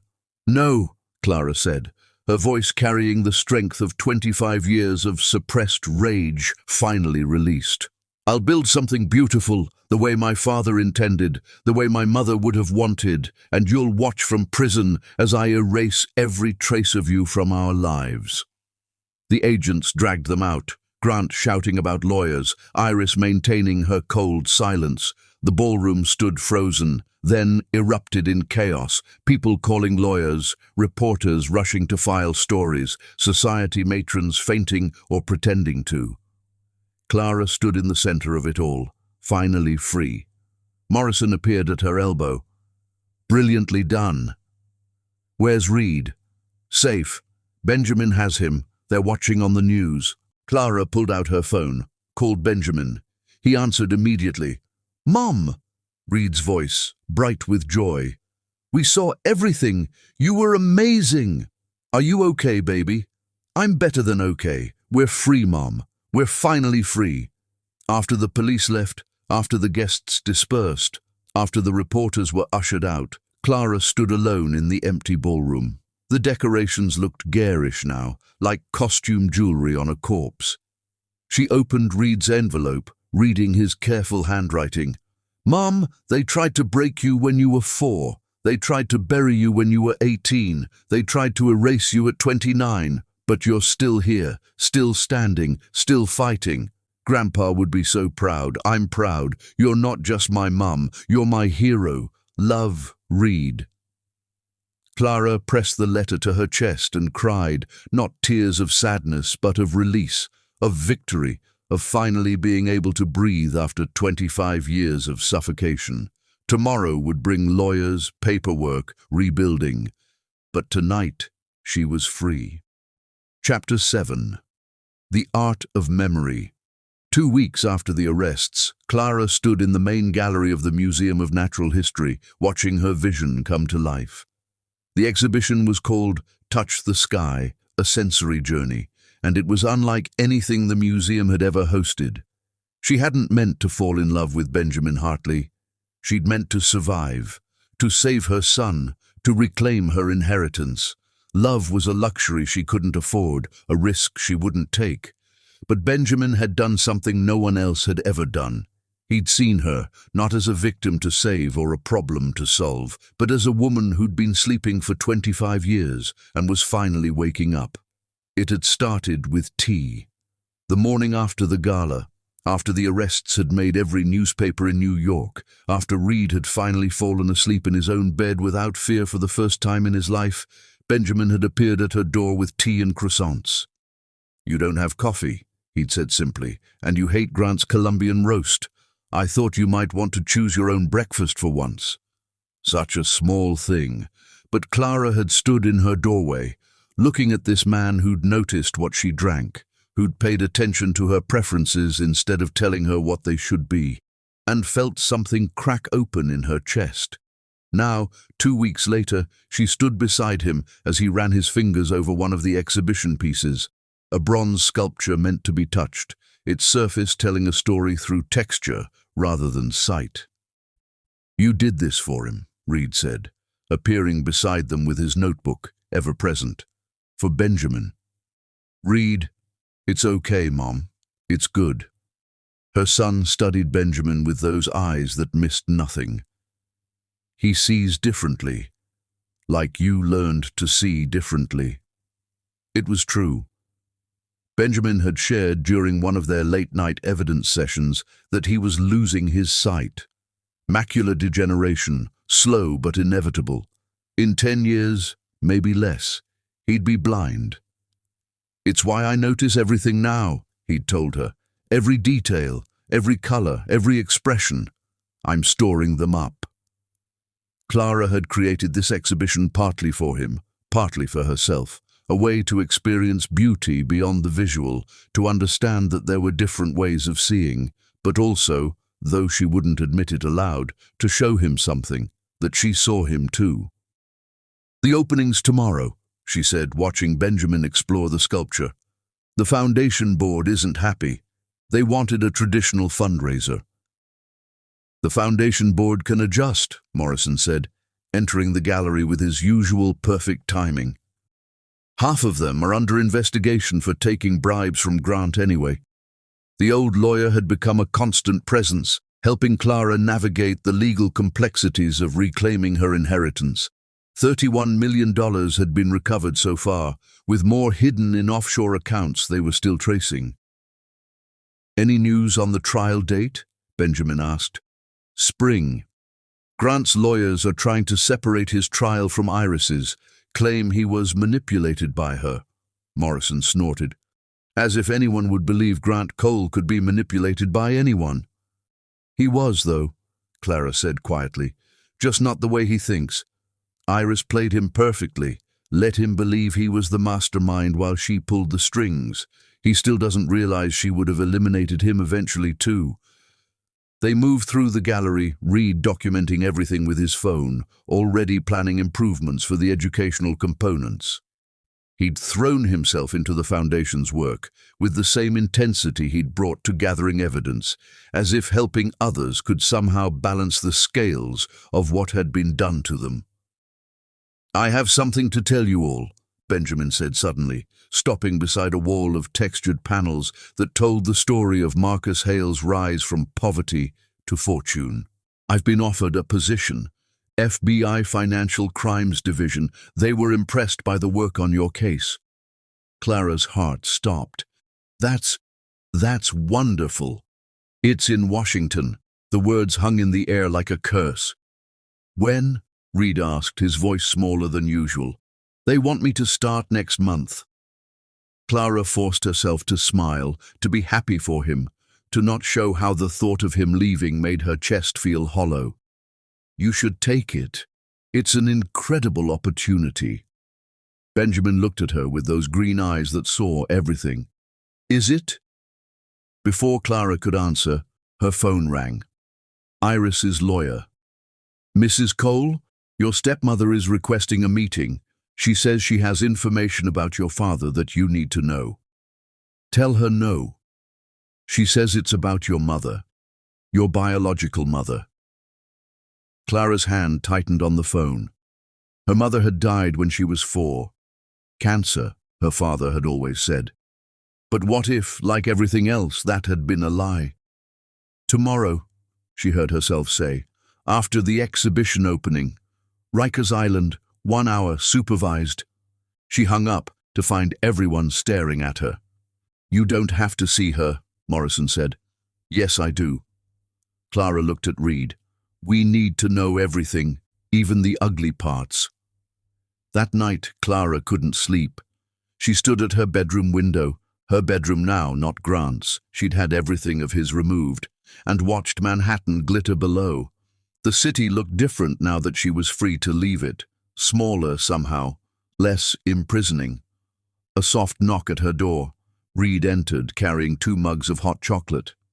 Couldn't sleep either, she asked. I keep thinking about Benjamin leaving. Reed sat on her bed, looking younger than his 11 years.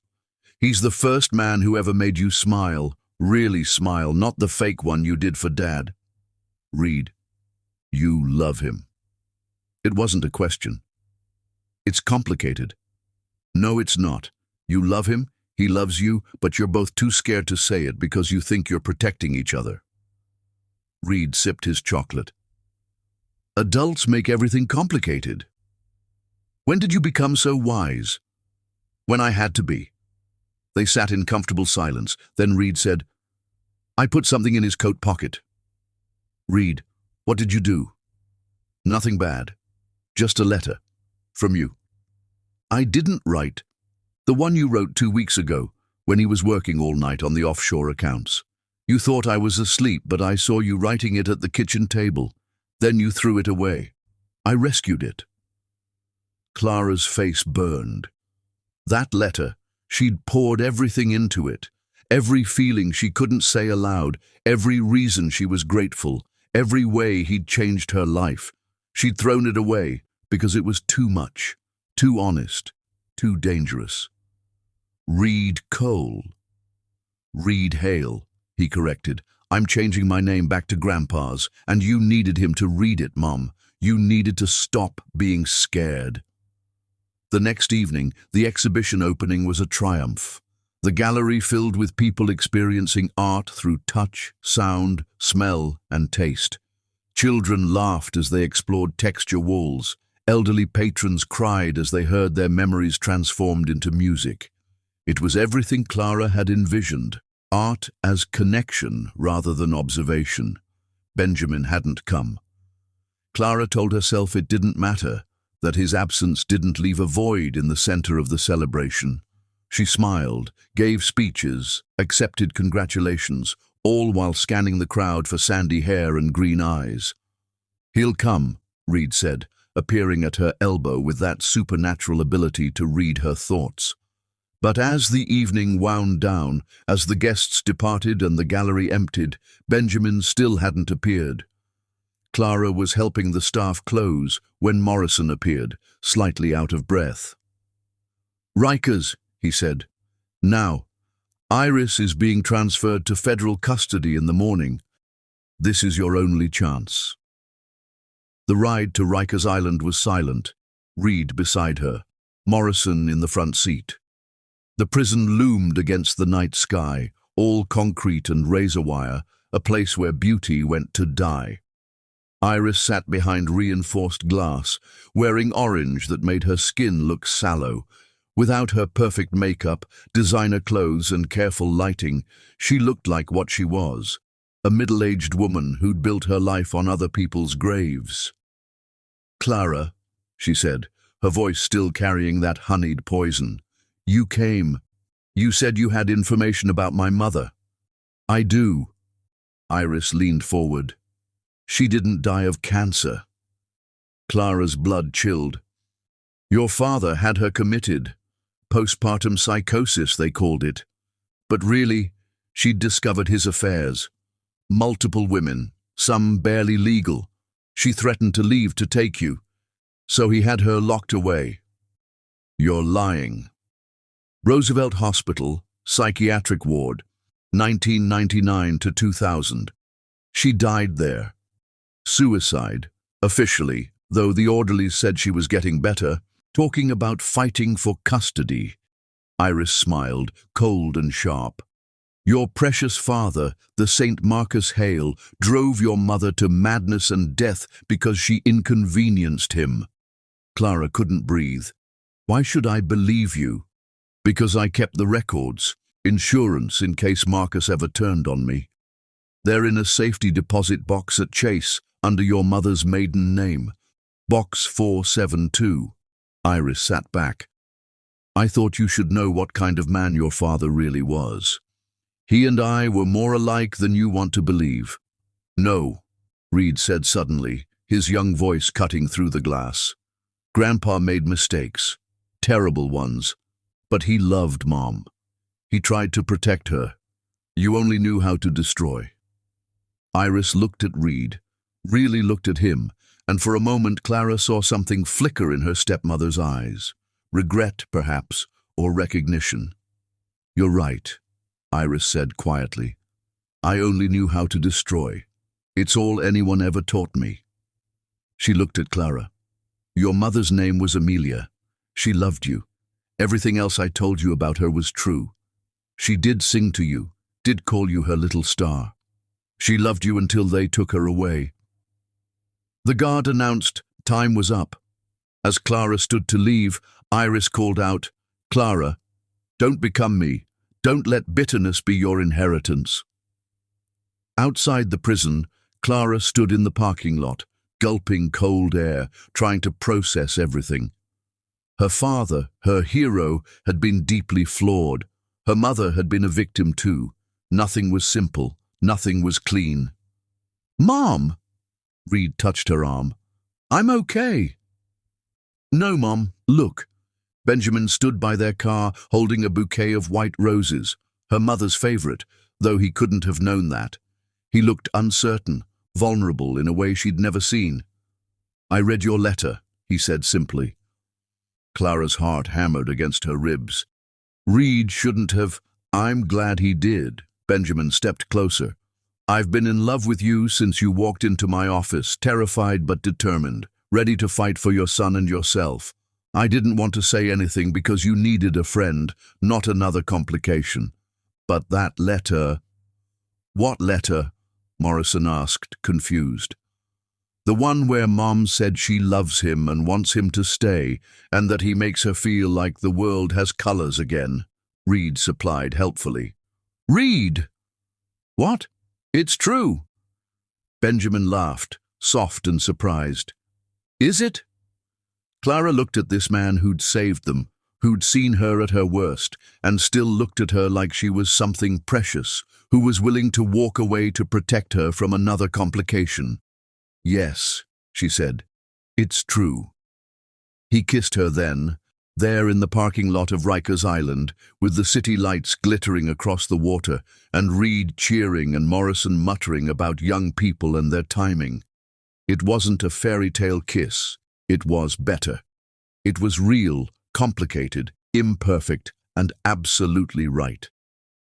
Stay, Clara whispered against his lips. Please stay. I already turned down the FBI job, Benjamin admitted. This afternoon I couldn't leave, not when everything I want is here. Gross, Reed said, but he was smiling. But also, finally. As they drove back to Manhattan, Clara held Benjamin's hand in the back seat while Reed peppered Morrison with questions about the legal precedents for recovering assets hidden in safety deposit boxes. The city flowed past, alive with possibility. Tomorrow she would retrieve her mother's records, would learn the full truth about her parents, would continue rebuilding the foundation into something worthy. There would be pain in those discoveries, complications, difficult truths. But tonight, she was a woman who'd been kissed in a prison parking lot by a man who saw her truly, whose son was safe and brilliant and free, whose life was finally her own to shape. It wasn't the ending she'd imagined when she was 4, newly motherless, or 18, newly trapped. It was better. It was real. Chapter 8. The trial begins. The New York County Courthouse stood like a fortress of justice against the March sky, its columns catching the weak spring sunlight. Clara climbed its steps with Reed on one side and Benjamin on the other, their presence steadying her against the crowd of reporters shouting questions. "Mrs. Cole, how does it feel to face your husband in court? Clara, is it true Iris Penn killed 3 husbands? Will Reed testify against his father?" Benjamin's hand found the small of her back, guiding her through the chaos. "Straight ahead. Don't engage." Inside, the courthouse hummed with anticipation. The trial of Grant Cole and Iris Penn had become the most watched case in New York, a story of greed and betrayal that tabloids couldn't resist. Society murder, the Post had called it. The Black Widow of the Upper East Side, according to the Times. Courtroom 318 was packed. Clara recognized half of Manhattan's elite, come to watch the fall of 2 of their own. Or perhaps, she thought cynically, to ensure their own secrets weren't exposed in the process. Grant sat at the defense table, his silver hair still perfect, his suit immaculate. Prison hadn't diminished his arrogance. If anything, it had crystallized it into something harder, more dangerous. His eyes found Clara across the room, and his lips curved into that smile that had once made her feel special, then trapped, now nothing at all. Iris sat separately, her lawyer having successfully argued for severed trials. She wore a conservative navy dress, her hair pulled back, playing the role of wronged widow rather than Black Widow. But Clara saw the calculation in every gesture, the performance in every expression. All rise for the Honorable Judge Patricia Williams. Judge Williams was Morrison's masterstroke, a black woman who'd grown up in Harlem, worked her way through law school, and had no patience for the privileged destroying lives for sport. Grant's lawyers had tried to have her recused. They'd failed. "Be seated." Judge Williams surveyed the courtroom with sharp eyes. "Before we begin, I want to make something clear. This courtroom will maintain decorum. Any outbursts, any attempts to turn this into a spectacle, and I will clear the gallery. Mr. Morrison, is the prosecution ready?" Morrison stood, 81 years old, but radiating the energy of a man half his age. "We are, Your Honor." "Mr. Ashford, is the defense ready?" Lawrence Ashford, Grant's lawyer, the same man who'd been at the Meridian Club planning Clara's commitment, stood with obvious reluctance. He'd tried to withdraw from the case when he learned he'd been recorded, but Grant had threatened him with exposure of his own crimes. "We are, Your Honor." "Then let's begin. Mr. Morrison, your opening statement." Morrison moved to the center of the courtroom with the deliberation of a man who'd waited decades for this moment. "Ladies and gentlemen of the jury, this is a story about theft. Not just the theft of money, though $31 million is certainly significant. Not just the theft of property, though estates and assets were stolen. This is about the theft of a life. Multiple lives." He turned to look at Grant. The defendant, Grant Cole, married Clara Hale when she was 18 years old, grieving her father's death. He promised to protect her, to manage her inheritance until she was ready. Instead, he systematically stole everything while plotting to have her committed to a psychiatric institution and likely killed. Gasps from the gallery. Judge Williams banged her gavel once sharp. Morrison continued, his voice carrying the weight of evidence. "You will hear recordings of Grant Cole and Iris Penn discussing the murder of Marcus Hale with Digitalis. You will see forged documents, fraudulent transfers, and psychiatric evaluations for a woman who never met the doctor who supposedly treated her.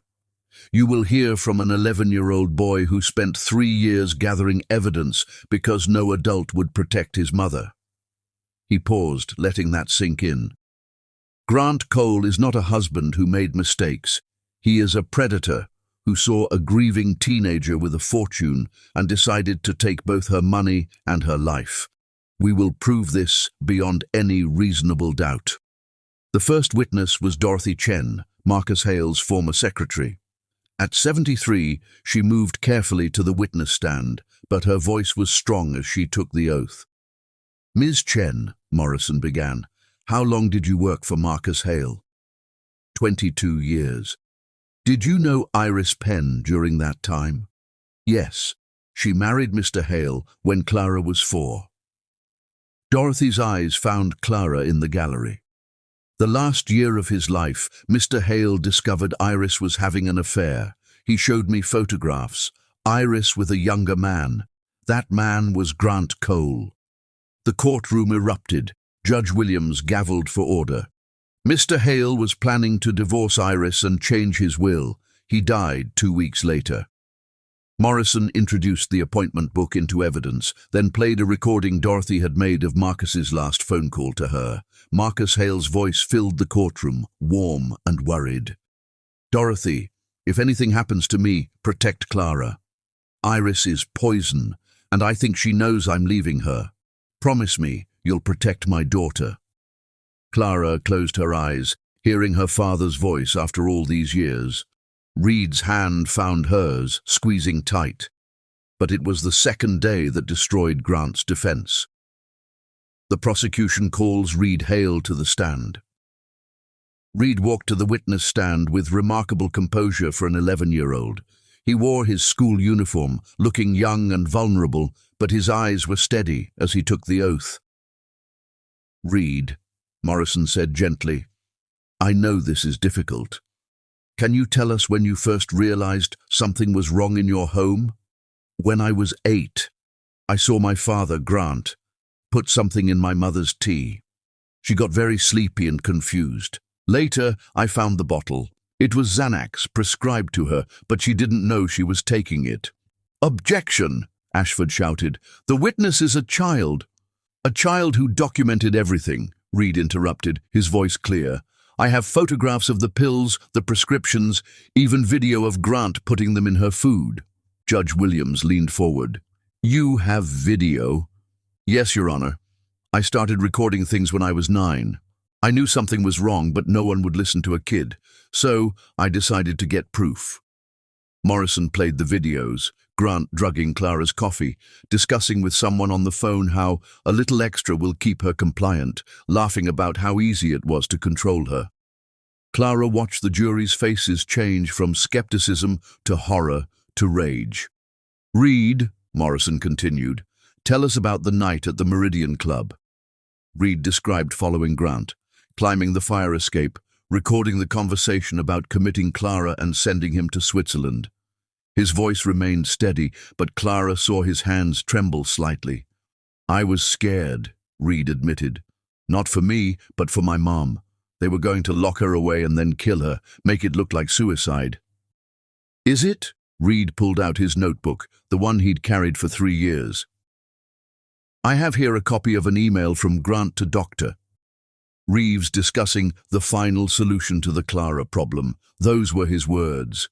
The email was entered into evidence. The jury looked at Grant with undisguised disgust. On the 3rd day, Benjamin testified as the forensic accountant who'd uncovered the financial crimes. He walked the jury through every forged document, every fraudulent transfer, every hidden account. It was devastating in its thoroughness.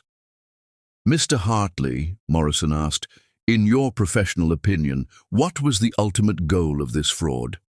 "Complete control and eventual elimination of Clara Cole. The pattern is clear: systematic isolation, financial theft, psychological manipulation, and finally, physical removal. This wasn't just fraud. It was attempted murder in slow motion."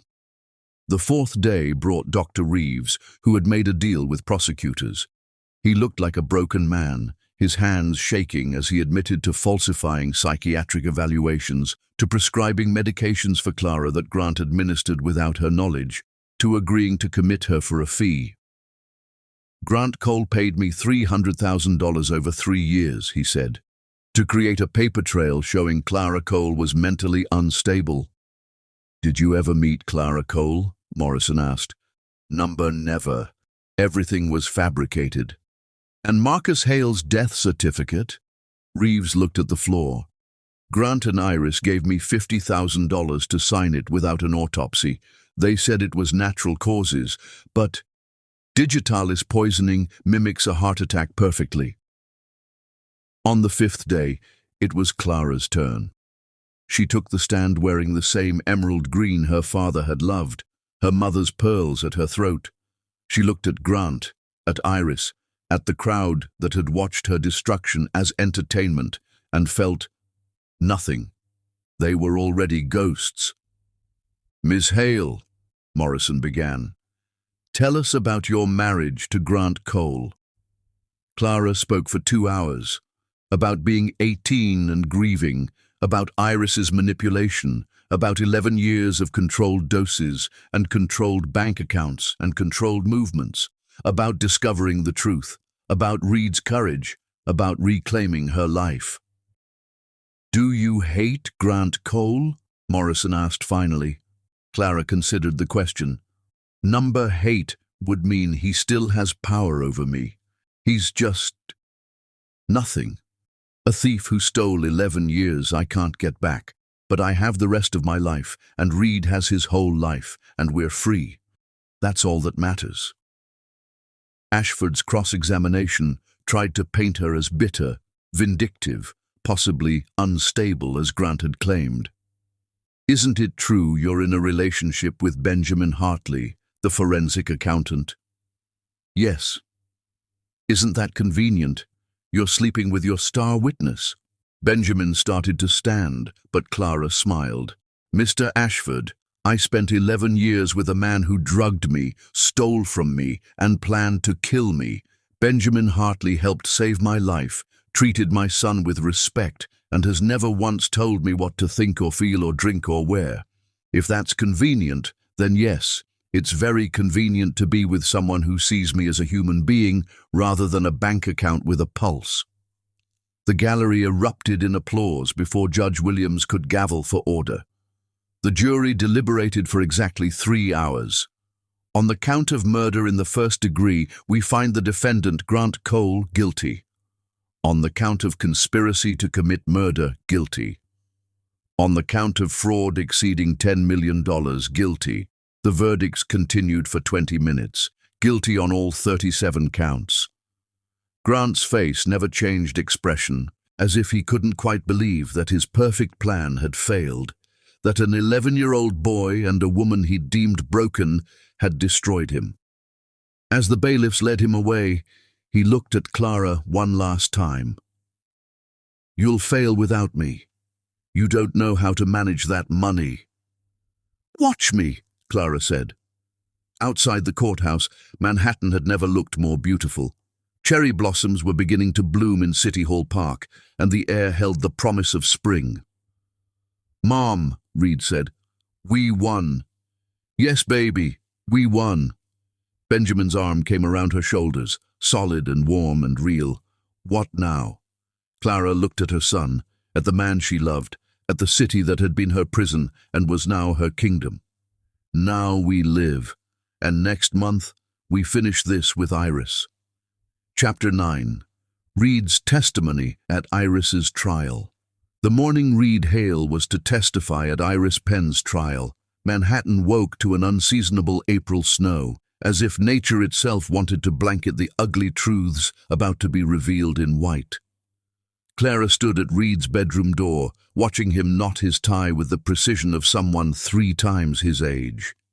He'd grown 2 inches since Grant's conviction, as if removing that weight had literally allowed him to expand. "You don't have to do this," she said for the 100th time. Reed's hands never paused. "Yes, I do. Iris killed Grandpa. She destroyed you for 25 years. Someone needs to tell the truth about what she is." Benjamin appeared in the doorway with coffee and hot chocolate. In the month since Grant's conviction, he'd essentially moved in, though they maintained the fiction of his own apartment. Reed had already started calling him Ben, though never Dad. That word had been poisoned beyond redemption. "The car's here," Benjamin said. "Morrison's already at the courthouse. He says Iris's lawyer is planning something." "Let them plan," Reed said, picking up his evidence notebook. The ride to the courthouse was quiet. Clara held Reed's hand while Benjamin drove, taking the long way to avoid the worst of the photographer gauntlet. But they were still waiting, dozens of them, shouting questions.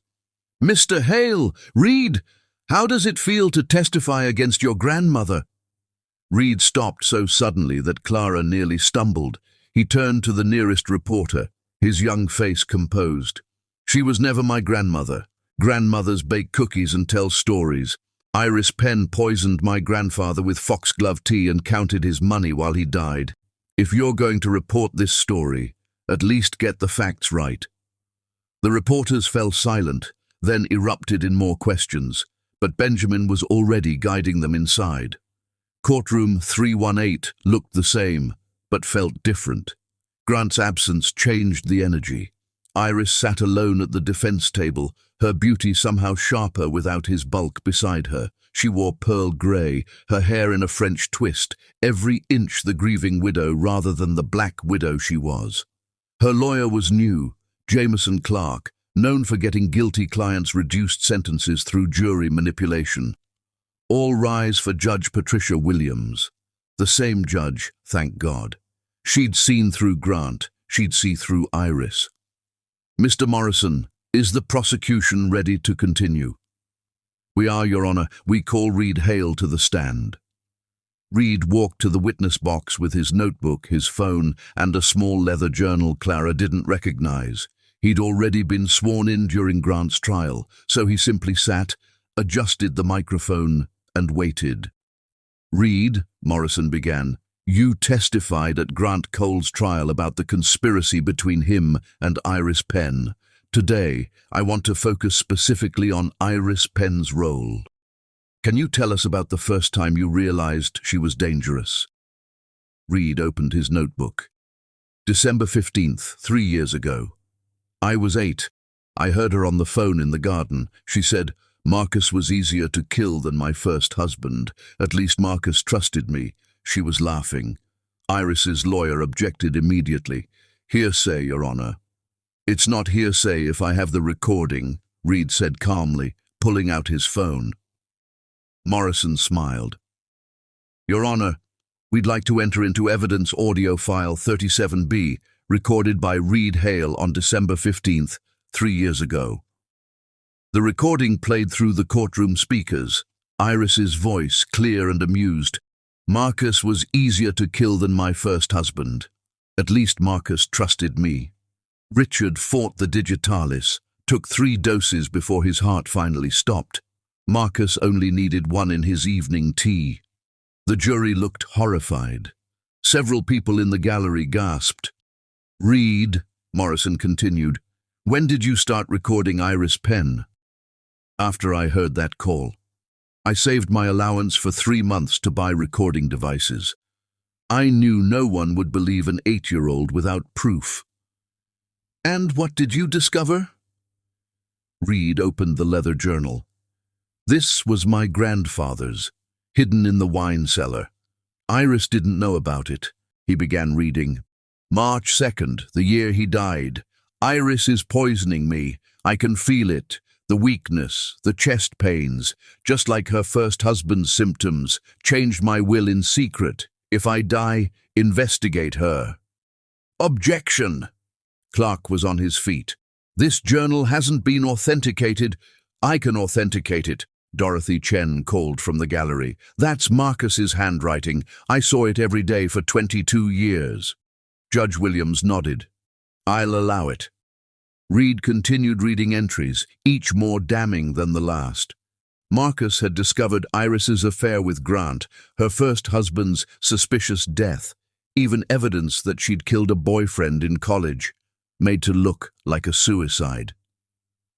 "She's a serial killer," Reed said simply. "She targets wealthy men, marries them, then kills them when she's secured the inheritance." "That's a serious accusation," Morrison said. "It's not an accusation. It's a pattern." Reed pulled out a chart he'd made. 4 dead men, all wealthy, all died of heart conditions within 2 years of marrying Iris Penn.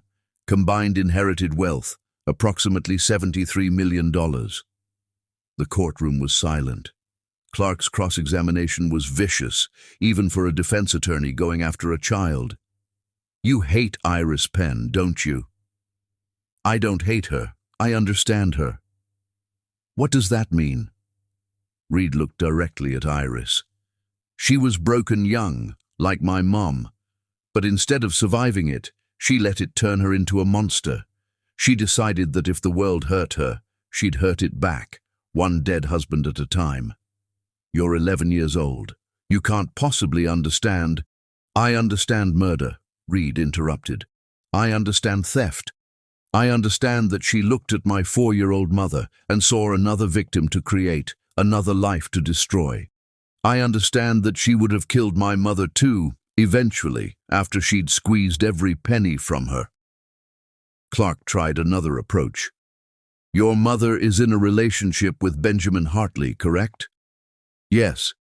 "And you like him? He's the first adult man in my life who's never lied to me. Don't you want a father figure?" Reed laughed, sharp and bitter. "I had a father figure. He drugged my mother and plotted her murder. I had a grandfather figure, but Iris poisoned him when I was a baby. I don't need a father figure. I need adults who don't commit felonies." "No further questions," Clark said, defeated. Morrison stood for redirect. "Reed, one last question. What do you want to come from this trial?" Reed thought for a moment. "I want my grandfather to have justice. I want my mother to have peace. And I want Iris Penn to never hurt another family again." As Reed stepped down from the witness stand, he did something unexpected. He walked to the defense table and placed a photograph in front of Iris. Clara at 4 years old, the day before Iris arrived, smiling and innocent. "That's who you destroyed," he said quietly. "A little girl who'd just lost her mother. I hope you see her face every day for the rest of your life." Iris, for the first time in either trial, showed real emotion. Her face crumpled, just for a moment, before the mask returned. But the jury had seen it. The crack in the facade, the glimpse of the monster beneath. The rest of the trial proceeded quickly. More evidence, more recordings, financial experts showing how Iris had systematically prepared to steal everything from Clara since the day she married Marcus. But it was Reed's testimony that the newspapers would quote, Reed's chart that would be reproduced in every article, Reed's quiet dignity that would be remembered. The verdict came on a Thursday afternoon. Guilty on all counts. Murder in the first degree, conspiracy, fraud, theft, life without parole. As the bailiffs led Iris away, she looked back at Clara and Reed. "I'm sorry," she said, and for once it might have been true. "I know," Clara replied, "but it doesn't change anything." Outside the courthouse, Reed stood between Clara and Benjamin, facing the wall of reporters. "Mr. Hale, how does it feel to have justice?" Reed considered the question. "It doesn't bring my grandfather back. It doesn't give my mother back 25 years of her life. It doesn't erase what they did, but it ends it. And ending it means we can begin." "Begin what?" Reed smiled, the first real smile any of them had seen from him in public. "Living. Just living." That night, Clara found Reed in his room, the evidence notebook finally closed, his charts and recordings packed away in boxes for the prosecutors to archive. "It's over," she said. "The trials are over," Reed corrected. "The rest is just beginning." Clara sat beside him. "Are you okay?" "I'm 11 years old, and I just sent 2 people to prison for the rest of their lives." "They sent themselves to prison. You just made sure they got there." Reed leaned against her. "Mom, I want to change my name legally, not just back to Hale. I want a new middle name." "What name?" "Marcus, Reed Marcus Hale, for Grandpa." Clara kissed the top of his head. "He would be so proud of you." "I know," Reed said quietly, "but I wish I could have saved him too." Chapter 10. Justice and Love. 6 months after the trials ended, Clara stood in the museum's grand hall, watching her son teach a group of children how to read Braille beside the man who had saved them both. The Foundation's new initiative, Art Education for Visually Impaired Children, had been Reed's idea, but it was Benjamin who'd made it real, using his connections in the disability community to find teachers, develop programs, create something beautiful from the ashes. "Mom!" Reed called, his face bright with joy. "Mira just read her first complete sentence in Braille." Clara crossed to them, watching the little girl beam with pride. Benjamin's hand found Clara's automatically, and she felt that familiar warmth spread through her chest. Morrison's voice interrupted them. "Clara, Reed, might I have a word?" They followed the old lawyer to Clara's office, formerly Grant's, now filled with her father's books and her mother's photographs. "What's wrong?" Clara asked. "Nothing's wrong. In fact, something's very right." Morrison pulled out a thick envelope. "Iris Penn died yesterday." Clara felt nothing, then everything, then nothing again. "How?" "Heart attack. Natural, verified. The irony isn't lost on me." Morrison handed her the envelope. "She left you this." Clara opened the envelope with steady hands. Inside was a letter and a small key. "Clara, by the time you read this, I'll be dead. Your son was right. I was broken young. My mother sold me to my first husband when I was 15. When I poisoned him 3 years later, I felt nothing but relief. I'm not asking for forgiveness, but I want you to know that in my twisted way, I did love you. You were the daughter I never had. I destroyed you trying to protect you from becoming me. The key is to a storage unit in Queens. Everything I stole, everything of your mother's I hid, everything of your father's Grant didn't know about. It's all there. Your son is remarkable. Protect him. He's going to change the world. Don't become me. Remember me as a cautionary tale. Iris." The storage unit was like stepping into Clara's childhood. Her mother's jewelry, wedding dress, her father's first editions, photographs, home videos, even Clara's baby clothes. "She kept everything," Benjamin said, amazed. "She stole everything," Reed corrected, "but at least she preserved it." That evening, as they sorted through boxes, Reed suddenly said, "You should get married." Clara and Benjamin both froze. "Reed," Clara began, "I'm serious. You love each other. Just make it official." Benjamin stood, crossed to Clara, and dropped to one knee. "He's right." He pulled out a small box. "I've been carrying this for 2 months. Clara Hale, will you marry me?" The ring was simple, a sapphire surrounded by diamonds. "It was my grandmother's," Benjamin said. "She was a teacher who married a librarian. They had no money but 57 years of happiness." "Say yes, Mom. Say yes to being happy." Clara looked at Benjamin, this good man who'd appeared in their darkest moment and brought light. "Yes," she said. "Yes to happy." The wedding was small. Just Morrison, Dorothy Chen, Reed, and a few of Benjamin's friends. Clara wore her mother's dress. Reed was the best man and gave a speech that made everyone cry. "My mom was 4 when she lost her first mother, 18 when she lost her father, 29 when she lost herself, but she's 30 now and she's found everything, herself, justice, and love. Benjamin isn't my father. I had one of those and he was terrible. But Ben is my family, and that's better." As Clara and Benjamin danced their first dance, Reed played piano, not a sad song but something bright and hopeful and new. Grant would die in prison 15 years later alone. Iris was already gone, but Clara, Benjamin, and Reed were alive, together, and free. And in the end, that was the only justice that mattered. The end.